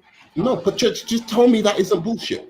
Anybody in the chat who's watched Kick-Ass, and tell me that moment where Kick-Ass finally is flying through the air with Hit Girl, right? And the music's pumping, and it's got that like Superman-esque kind of theme, and they're like finally superheroes, and you're just like, yeah, and there's a joy, but there's a sadness, and there's a like, this is a comic book come to life. This is somebody living who loves comics, who had a comic book come to life. That was directed better than anything, any of the deaths in Civil War. Or sorry, in Infinity War. Tell me that isn't true. But Black Panther. So fuck Wonder Woman. If you wanna take Wonder Woman away, I'll give you fucking Wonder Woman. Tell me that ain't the fucking better directed scene. I agree. It's the fact that it has it's characters that had impact, because nobody cared about Hit Girl and the other guy. They didn't care. It was like, we're supposed to care about the MCU character, so they had to pretend to care. It's because we already cared about them. They were coasting off fucking the first two Spider-Man movies. We didn't care about this Spider-Man. We cared about Spider-Man in general. And therefore, when he died, it was like, oh, it's a big deal. But we knew he was coming back. Exactly. Everybody knew they're coming back. Everybody knew. Everybody but they were still like, oh my god, Spider-Man's because seeing these actors perform, the way they get snapped was sad. No, how? Everybody knew they coming. Everybody knew they were coming back, because that's why they're part two. Explain to me how it was sad. How was it sad? That was like saying in the comic books. In the comic books, when Superman died, we were all sad that Superman died. Why? We knew he was going to come back. Do you know what? I wish you could bring up the scenes, because I know you can't, because of like it will fuck you up. But I wish you could bring up the scenes of Spider-Man dying, and then watch that side by side with the kick-ass scenes that I talked about, and look at the directing and the cinematography and everything, the shots, everything. Because one is relying on you caring about a character so that you can add your own emotions for that character to the scene. And then the other is from the ground up, making you care about the character. There's a difference. One is good cinema. Why would you expect that in an MCU movie? I'm not expecting it in an MCU movie. I'm just saying that the difference is stark, and that it's fake. All of the emotions that from some certainty. I'll even give you this. For instance, the emotion where it comes to Iron Man facing Captain America in the end of Civil War, that was real. That was the directing of the scene. even the emotion from Iron Man when he first confronts Captain America, you know, in Endgame, he first confronts him like, "Where were you?" and blah blah blah. That was the acting of the scene. That was great, and then it made you feel something. But there's a lot in Infinity War that relies on you caring about these characters already, rather than the film making you care about the characters. Kind of like when Iron Man, when Tony Stark dies, it was like based off of nothing. It was ridiculous. It was like, oh, I'm supposed to care because it's Tony Stark. It was like whatever. No, that actively went against you caring, because you were thinking, wait a second, how is that Tony Stark even able to do this? The film has established that Tony Stark shouldn't be able to click his fingers, right? So if you're thinking about the movie, if you're not thinking about the movie, you're thinking about the movie and everything, then you're just sitting there guys like, how did Tony Stark the movie not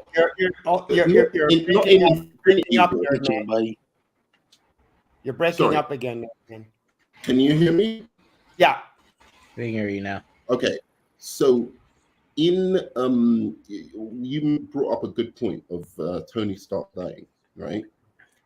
And what I was saying is, not only is the movie just relying on you caring about Tony Stark to care about that moment, but it also, at the same time, makes you have to think about other things exterior to the scene, right? Like if you decide to think about the movie rather than just like turn your brain off and just like let everything that's happening happen and not care about it.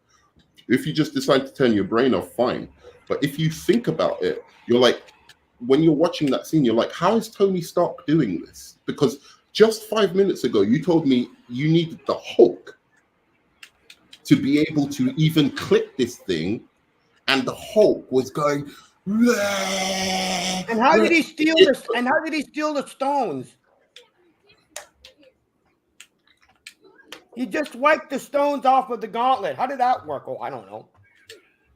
Exactly. That was kind of like, to be fair, in this Black Adam movie, when he just rips Sabak apart.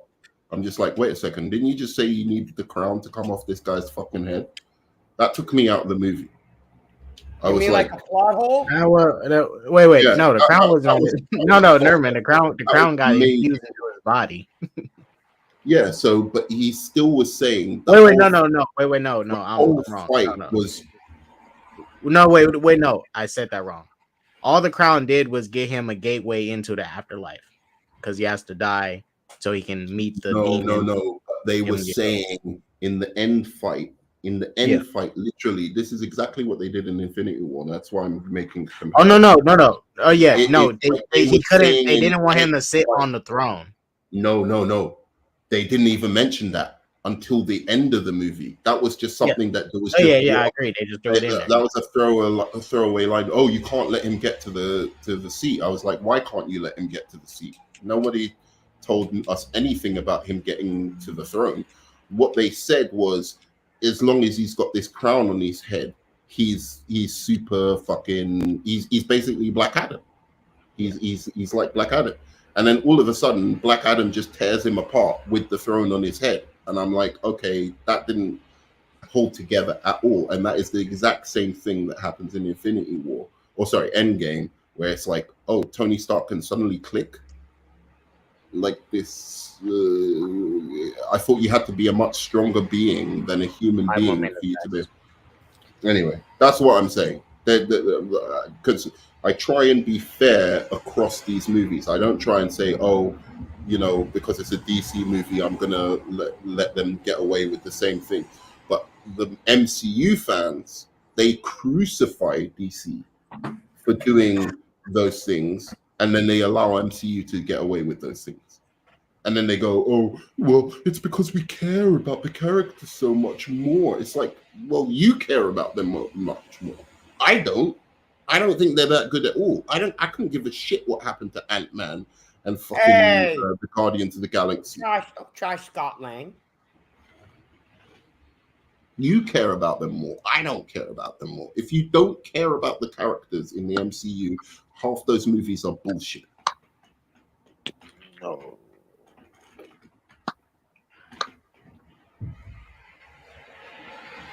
Okay. I'll just believe you. Yeah, because I'm right. Now I don't want to argue.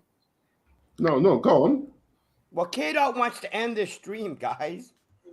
No, Yeah, I know he wants be to, but positive. go, Be at least try and positive. say something. Go on, say something. Spit your game. You always come on like you're gonna spit game to me. Go on, spit that game, bro. Hey, might as well spit it, Superboy. I ain't judging. Hey, man, I'm tired, man. I woke up. It's like 4 o'clock. I don't got time. That's It's that's 1:10 for me right now. MCU. It's 1:10 for me right now, and I gotta go to a wedding, which I don't want to go to, but I gotta go. That is an MCU fan's fucking strategy right there, bro. Talk behind your back. You'll be on another stream talking behind my back and shit, and he won't say it to my face. Don't worry, nerd man. I'll talk behind your back to your face. So don't worry about it. I love you, Superboy. I'm only joking. Yeah. Oh, Superboy, check the private chat I was sent. I'm not sure if you've seen that. It was I've about seen God. I've seen it. Yeah. Hey, look, the best Robin. He is the best Robin. Better than Yeah. that trash Jason Todd. He's not as good as Dark Knight. Whoa! Hey, don't slander Jason, man. He went. Why not? It's not that hard. It's not that hard. Jason been through a lot, man. You know. Jason Kelly. Robin. Kelly. Hell, shut up, nerd. All right, we gotta end the stream. Shut up. All right, you guys. That is Robin. All right, everybody. I'll tell you what. Kelly's the best female Robin. How's that? I'll give it that. No, man. She's still trash. Isn't she the only female Robin? Yes, that's the point, All right. K-Dot.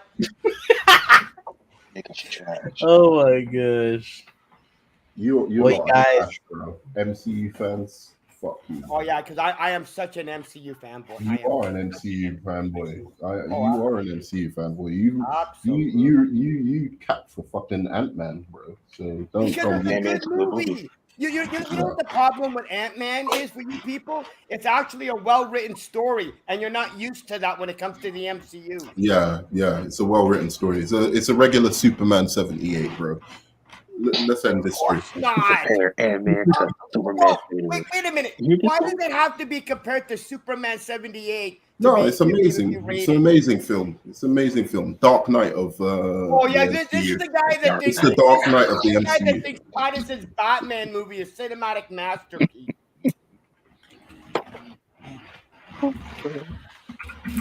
Ant-Man is better than hold on. Ant-Man is better than Pattinson's Batman movie. How's that? No. Yeah. Whoa! That's too far now, Jaded. That's too far. Sorry. Even I can't agree with that. All right, you guys. Thank you all for watching. Ant-Man has a story that makes sense as opposed to Batman. Okay, let's just go. I can't do this. Thank you all for watching. More Gotham Knights gameplay will be coming. I will release a solo video about the Black Panther spoilers. Thank you, Jaded, Superboy, and Nerdman for all coming on to talk Black Adam and chill and kick it with me. I'll see you guys later today. I'll be at a wedding, but I will be streaming later today.